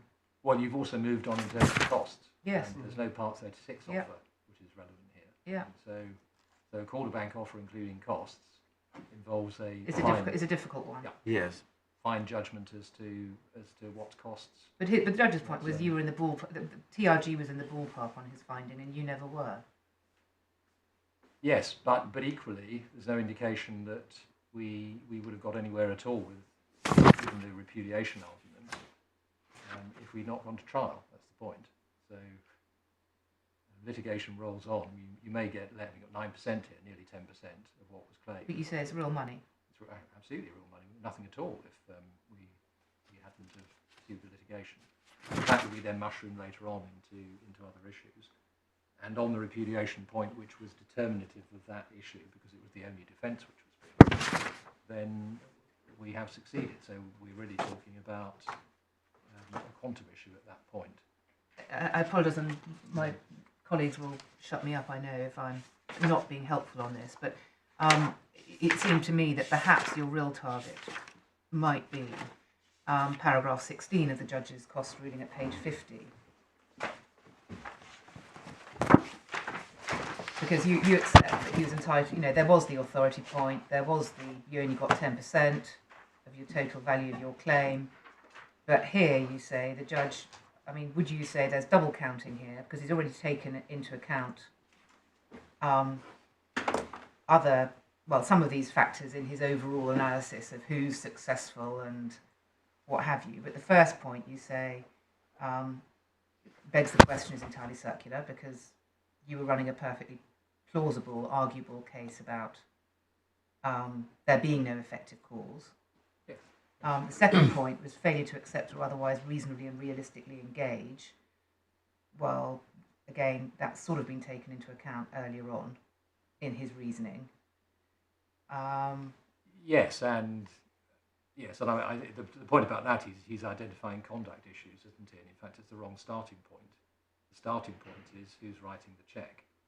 But he's entitled to take conduct into account. Of course we he know is, that. absolutely. So he's looking at that. But you've got to start from you can't just start by saying conduct issues. You've got to start with who should be the paying party on the normal principles. And then you look at the question of whether that should be displaced.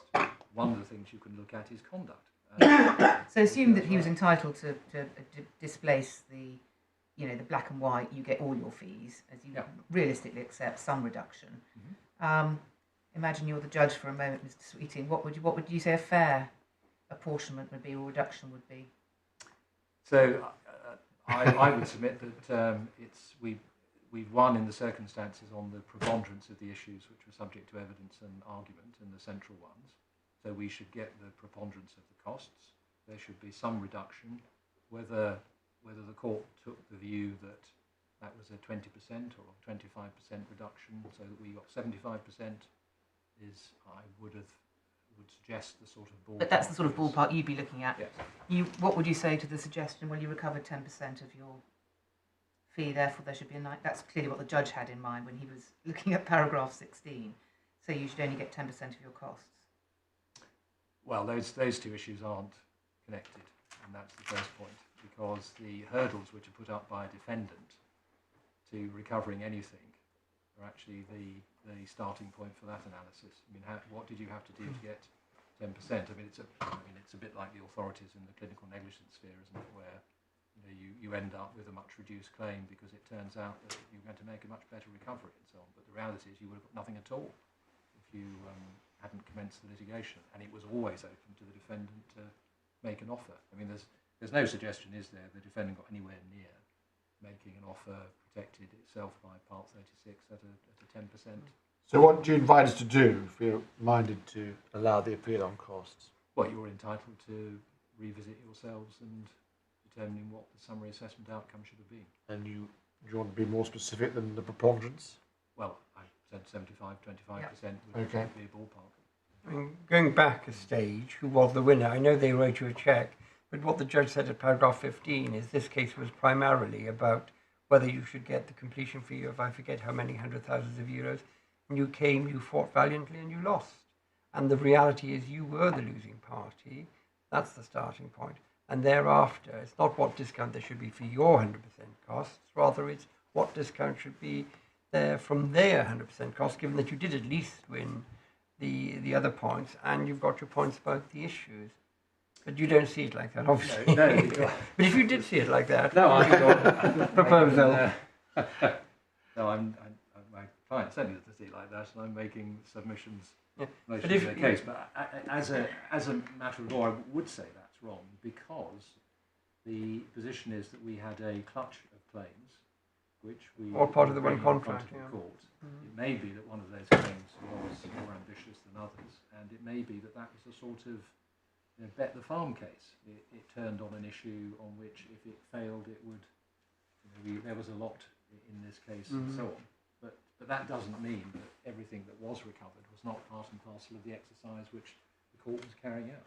Well, you'd say you had to litigate in order to get any of the money that you were owed under the contract. You didn't get it all, but you came, you litigated, and you won. And yes, I see. And that's the point. And the fact that we had something which would have been, assuming the premise of the question you've asked, considerable icing on the cake. Why would you not have pleaded that out and sought to recover that if you had a reasonable basis for those arguments? But you might well have gone into the litigation thinking, well, we have a very strong case in relation to some of these claims, and we will certainly win on those. Yep. If the defendant at some point comes to us and makes an offer which puts us at risk in relation to those which we regard as bankers, then we'll have to have a very intense conversation about whether we go on. That's the reality of how this commercial sort of litigation operates. So we would say that's what the judge ought to have had in mind. And there was no mediation. There wasn't a mediation. There was a mediation. There was. There was a mediation. I wasn't aware of that. There was a mediation.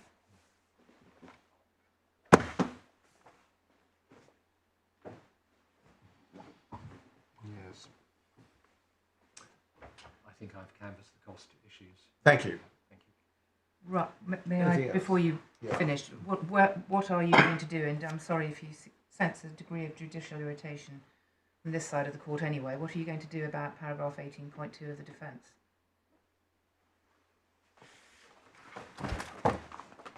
On this appeal.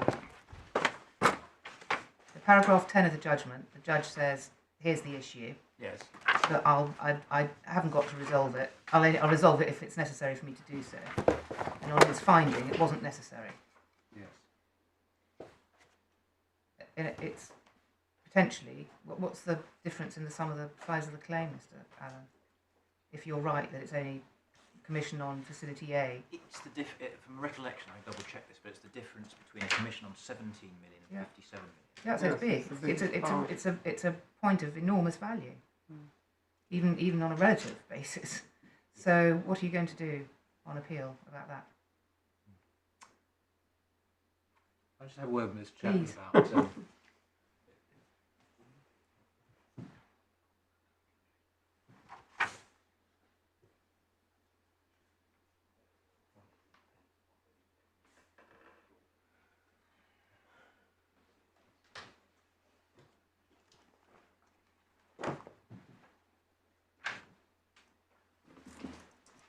I think the short answer is we've done the calculation. So. Yeah, but But why Mr. Chapman ought to have addressed this in the reply to defence, with all due respect, if he had a positive case to run.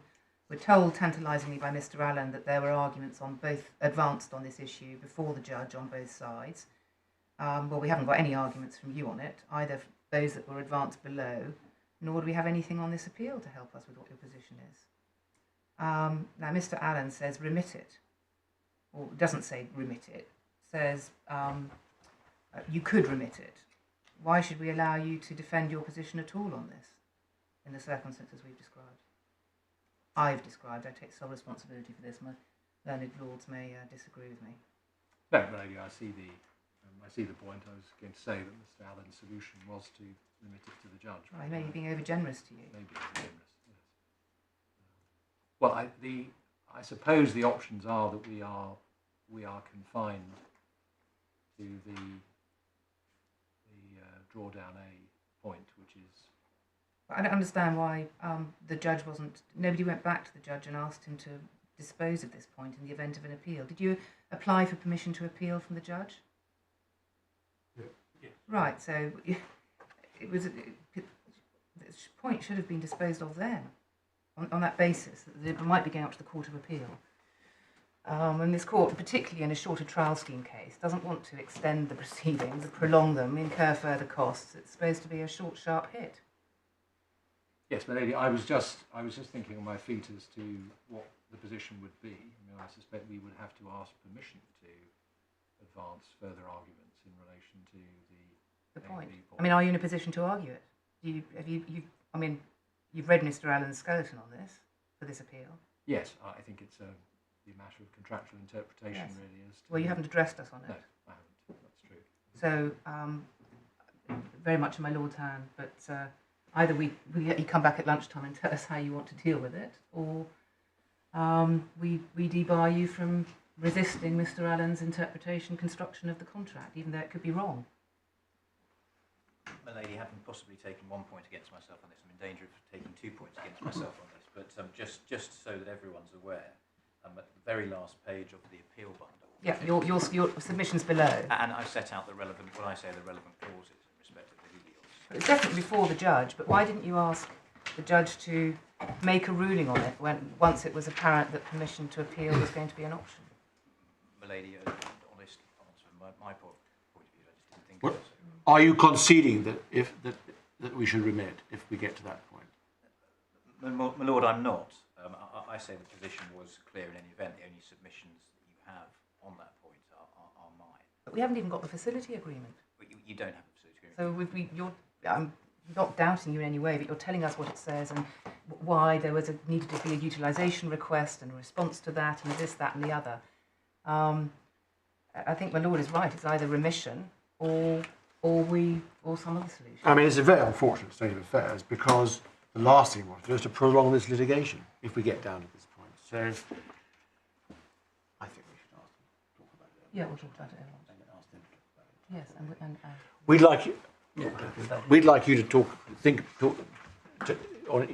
to your instructing solicitors and together about this and come up with a view about how we should proceed. I mean, obviously, it probably isn't going to be open to us to resolve it for the reasons my lady's identified. But let's hear what you say at 2 o'clock on that point. Thank you. I'm very much obliged. Yeah, okay. Is that clear? Right. Anything else that you want to say? No, thank you very much. Anything else? No, thank you very much. Anything else? Not at all. Thank you very much, Mr. Sweeting. Yes, Mr. Allen. Lord and Lady, with your leave, I propose to start with the contractual provisions as well. Yes. Right. Lord and Lady, we've taken through a fair number of these provisions. I don't want to repeat ground that's already been covered, but I do seek to emphasise, as you'd expect, certain additional aspects of the clauses in question. I think I'd like to start with clause 1.2. There was some discussion of the learned friend about clause 1.2 and whether or not Yes. it's actually imposing. Well, is it a description or is it an obligation? Does it? In my respectful submission, it's the latter, and I say that because the factual context is key here, and if one looks in the judgment, one can see clear findings about the factual context, and I say it's an obligation. I say it's a condition, and this court will be well aware that the terminology of conditions and warranties is of some vintage. It is. And the idea of the terminology being adopted of a condition is said to probably flow from the idea of conditions precedent, so the idea that something is a deal-breaking precondition. We're going way back to my undergraduate days, Mr. Allen. Long, long time ago. Long time ago, as my lady points out. Thank you. But what I would Longest in this room. Yeah, carry on. My Lord, I was going to suggest that the historical perspective of conditions precedent being forerunners to conditions is actually a helpful historical lens through which to view what I say is a condition in this case. Because if one looks at what my client's position was in respect to a key aspect of the relationship with EMFC, then one can see that there was a deal-breaking precondition, effectively. And we can see that. I would ask you to turn up the judgment, please, at paragraph 8, so that's tab 6, page 21.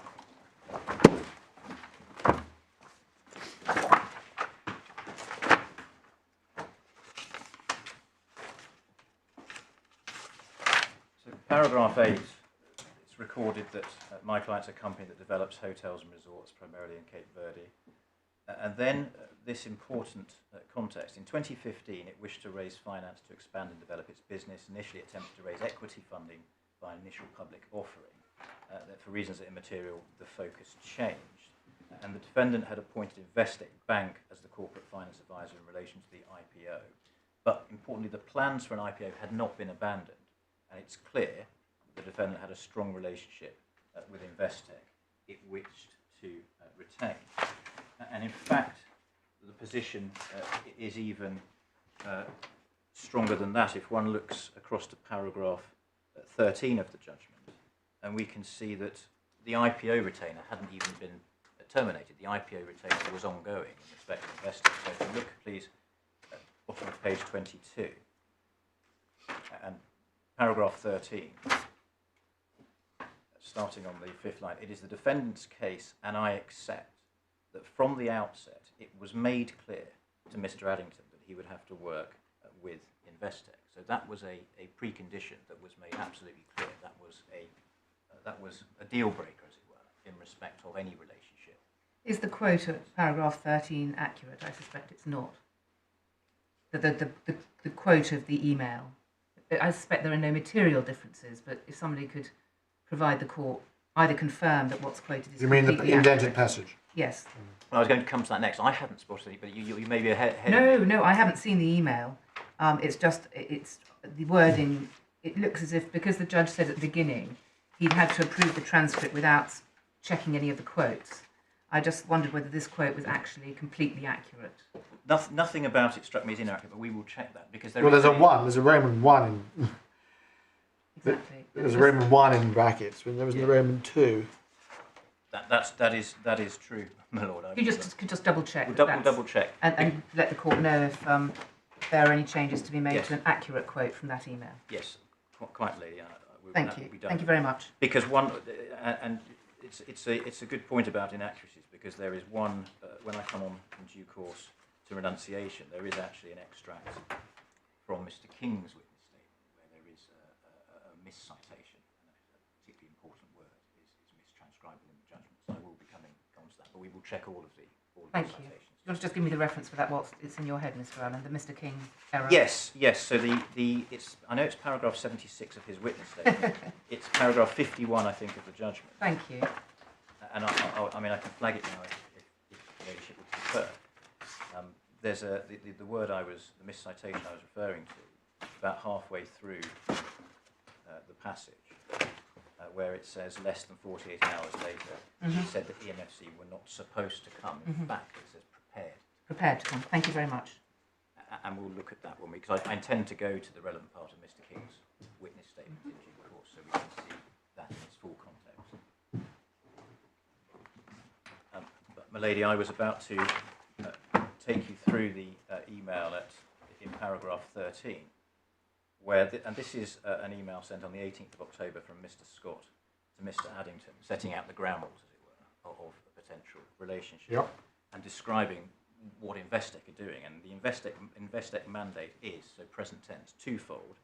Phase 1 is an assessment of our optimal capital structure for now through to potential IPO and identifying potential lenders to approach. And phase 2 is to carry out the debt raised to completion. Phase 2 is in essence identical to your proposal without the specialist African element if we seek to fish in this pool. Hence, I would need to have you work hand in hand without upsetting either. I think this is possible. We need to broach this with Investec, which we shall do next week. So, what I seek to draw from that and from the judge's finding earlier in that paragraph is that it was made crystal clear as a precondition by TRG that any contractual relationship entered into with EMFC would have to be on the basis, the strict basis, that EMFC work in conjunction with Investec. And the judge records that EMFC accept that position. And the judge notes several places within the judgment how important the relationship was, how important Investec's relationship was with TRG. And I don't think I necessarily need to take you to them, but for your Lordship, your Ladyship's note, paragraphs 25, 26 and 33. And it's a point I make in my skeleton argument, but it was never contested at trial, the strength and importance of the relationship. In fact, the cross-examination and submissions went the other way, in the sense that, for very understandable reasons, my learned friend was submitting that TRG gave Investec too much indulgence at certain points in Mr. Green's behaviour, and that they were enthralled to Investec in an appropriate way. So, on the other side of the case, the emphasis was very firmly on the strength of the relationship between TRG and Investec.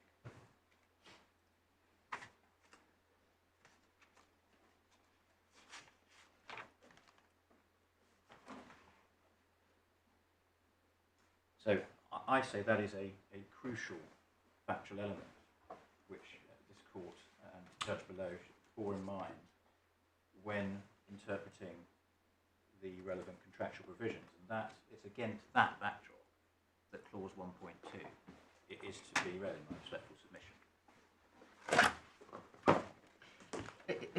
Is that, are you going to come back to the question of condition? Forgive me a minute. Are you going to come back to the question of whether clause 1.2 is a condition?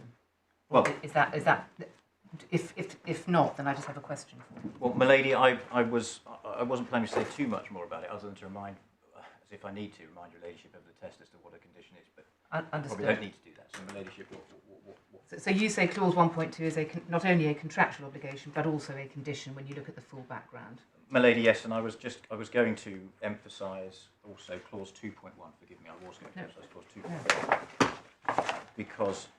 Again, you have clause 1.2, which I say emphasises this precondition, this crucial precondition.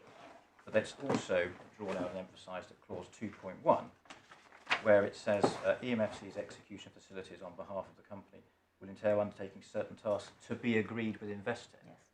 So again, it's a precondition of EMFC doing anything at all that they have to agree with Investec what they're going to be doing. So I say that clause assists in interpreting how important clause 1.2 is and what's set out there. So again, I'm sorry to go back to this, but you didn't plead in your defence that it was a condition. You referred in your closing submissions to the statement in paragraph in Chitty which refers to conditions and warranties. The judge made no finding that it was a condition or not, because he doesn't seem, for reasons which appear to me to be understandable, to have realised that you were suggesting that clause 1.2 was a condition for the purpose of your repudiation argument. Is that fair? Well, Milady, taking that in stages as to what the pleading says, I'm just refreshing myself as to exactly how this point was pleaded.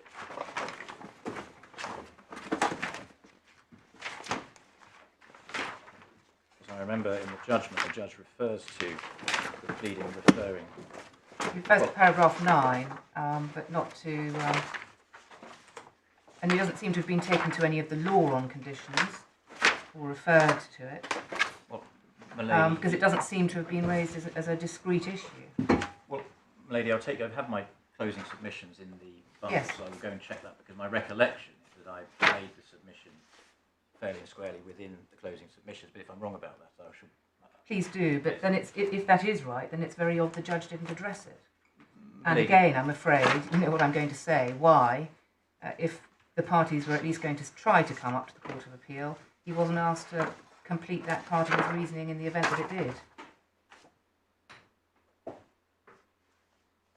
He doesn't address it at all, does he? Milady, no, it's one facet of, but it's one facet that became unnecessary in the sense, in light of the judgment he made about renunciation generally. Yes, I understand that, but right. So, just putting my markers down, you can hear me.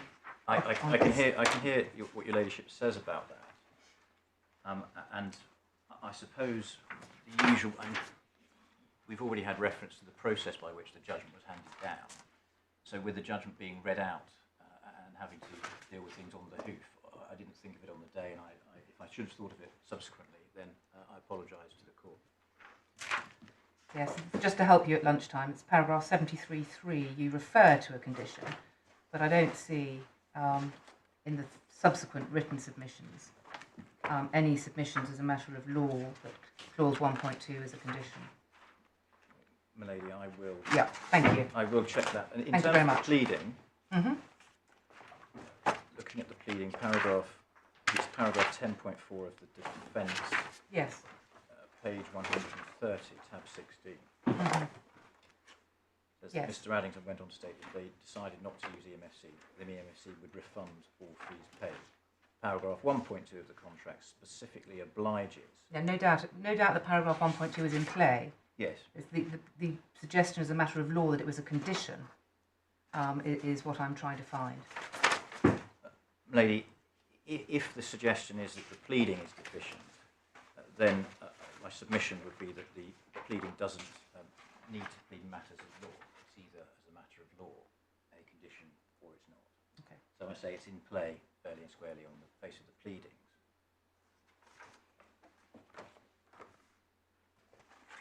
As to the arguments, I can check now, or if your ladyship would prefer, I can check over the lunchtime. Yeah, over lunch is fine. Yeah. Lunchtime German. Was that the point your ladyship wanted to raise about condition? Yes, thank you. Thank you very much. So back to the contract. Is that where you're going now, Mr.? Yes, I think let me just check where I was. You were about to go to 2.1, I think. Yeah. Yes, so 2.1. Well, I think I've made the point I was going to make about 2.1, which is that it I've forgotten it, you better make it. yes, shows how effectively I made it last time. Try again. I'm nearly as old as Lord Justice Baker. I have a tendency to forget. Yes. Anyway, 2.1, it's at page 1. 2.1. I make no comment about any of that. Page 147. 2.1. Oh, yes, EMFC's yes. execution of the facilities on behalf of the company will entail undertaking certain tasks to be agreed with Investec Bank. Yes. So I say what the point I was making, my lord, is it emphasises and affirms the importance of the obligation of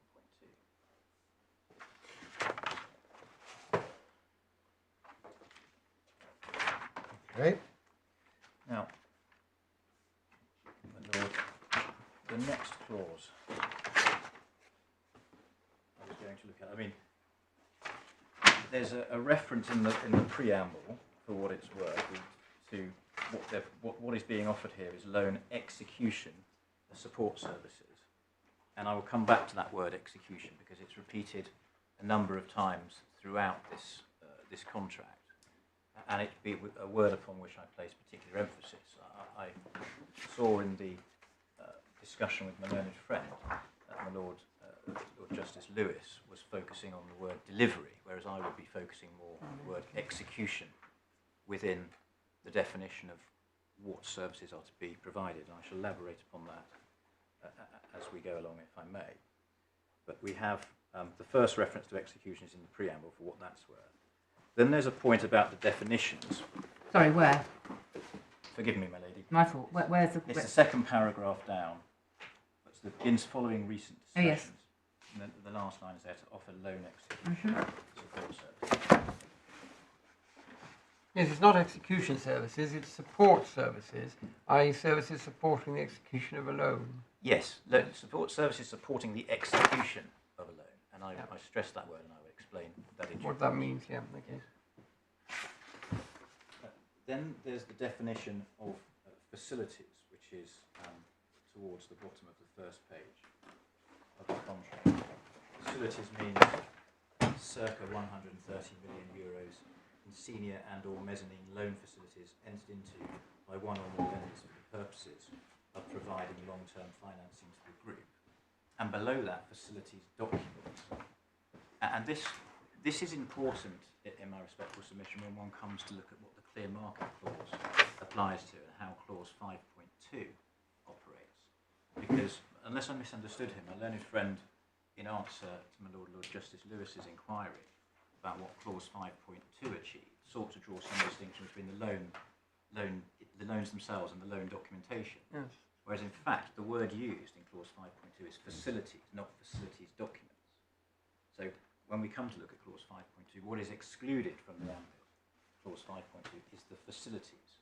Nothing to do with the facilities documents, in my respectful submission.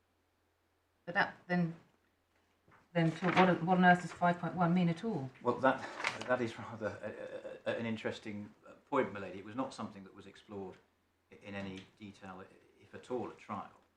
And it's very difficult to see exactly what that clause But it can't does. mean what it says, can it?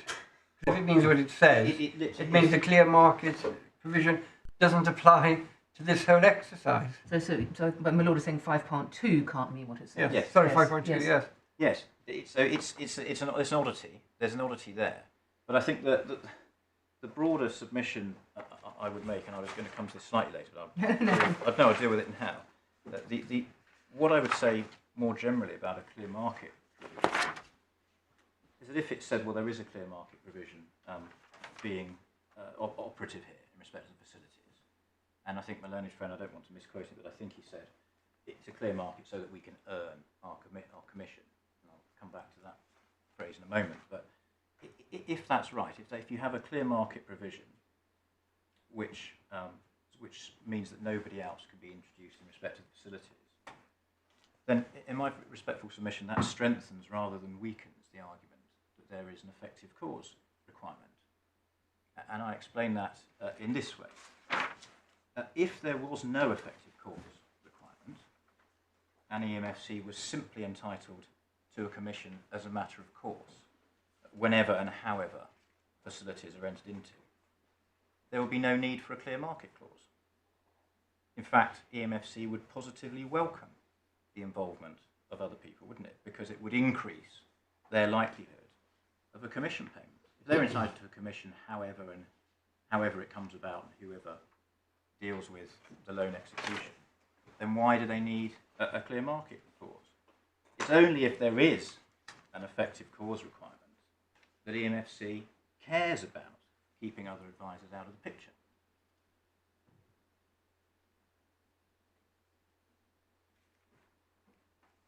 So if there's no effective requirement clause, They don't care.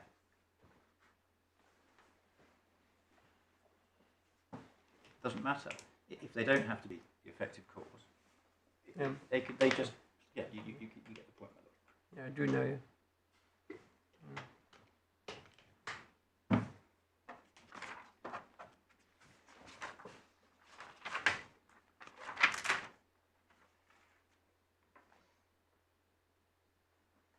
So we have the word execution used first in the preamble as we've just looked at. Clause 1.1, what EMFC are appointed to do is assist in the execution of the facilities. Clause 2.1 again refers to EMFC's execution of the facilities on behalf of the company. So again, But will entail undertaking certain tasks. yes. That is what is meant by execution there. Well, The Milady, undertaking of certain tasks to be agreed. execution of the facilities will involve certain tasks, but the tasks are building up. And No, they will entail, not involve. Entail and involve are different. will entail undertaking Yeah. certain tasks. An odd word, entail, but it means, doesn't it, that it's defining what they have to do, i.e. it's the tasks to be agreed. It's not including the tasks to be agreed and other tasks. Well, my lord, it's whatever the tasks are to be agreed about, they are to do with execution support services. No, I'm saying it's a different, that what does execution mean? It means the tasks agreed. Well, my lord, when one looks at the phraseology at 1.1, which talks about execution of the facilities, when one looks at 1.3, it talks about being appointed to execute. No one else being appointed to execute facilities. Then we have 2.1, it refers to execution of the facilities. And clause 6, which of course is in many respects the most important clause, talks about the fee becoming payable for delivery of its loan execution support services. Does the phrase with Investec Bank qualify agreed or undertaking? My understanding, I've always read that as the tasks are to be agreed. Yes. So the tasks are the tasks to be agreed? Sorry, I'm not making myself clear. Does the phrase with Investec Bank qualify the word agreed or undertaking? Because EMFC might agree them more naturally with TRG Yeah. rather than Investec. They're hired hands. We'll let you know what we want you to do, but what you're going to do with Investec. Or you agree with Investec what you're going to do. Well, it's the latter interpretation. That's the way I had always read it, and I've Well, suggested it's the most linguistically, that must be right. 'Cause otherwise, it would say undertaking certain tasks with Investec Bank to be agreed, Yes. or undertaking certain tasks to be agreed with Investec. Well, I can see that that's a natural interpretation, but is it the right interpretation? Your submission is that Milady's linguistic interpretation is correct. My Lord, yes. My Lord, yes. And what I say about the importance of the word execution in all of these clauses, and in clause 6.3, is that execution in the context of commercial transactions means to complete the formalities necessary to complete the transaction. And I respectfully submit there's no other credible meaning in this context. So what EMFC was to provide and to be paid for was assistance to TRG in the completion of the loan or loans that would make up the facilities. And I respectfully submit that's the natural reading of the contractual provisions. I say it's the natural reading, and I say that reading contains within it a requirement that EMFC be the effective cause, or be an effective cause of the loan so completed, because they plainly would have been an effective cause of those loans if they'd assisted in the completion. That's what they have to assist with. They have to assist in their completion. That's what execution means in this context. I see that in 1 and 2, but 6 is very different because it's for delivery of its loan execution support services. So execution support services. So again, I would emphasise the word execution. So the support services that are to be provided are in respect of the execution of the loan. Now, if you're going on to clause 6 now and other clauses, perhaps that's a convenient point. Very well, we'll rise now and resume at 2 o'clock. Thank you. All right.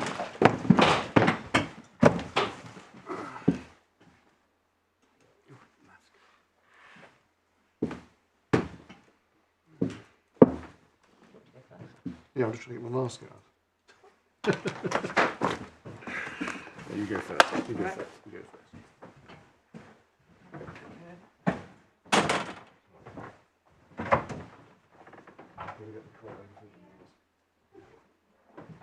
Right.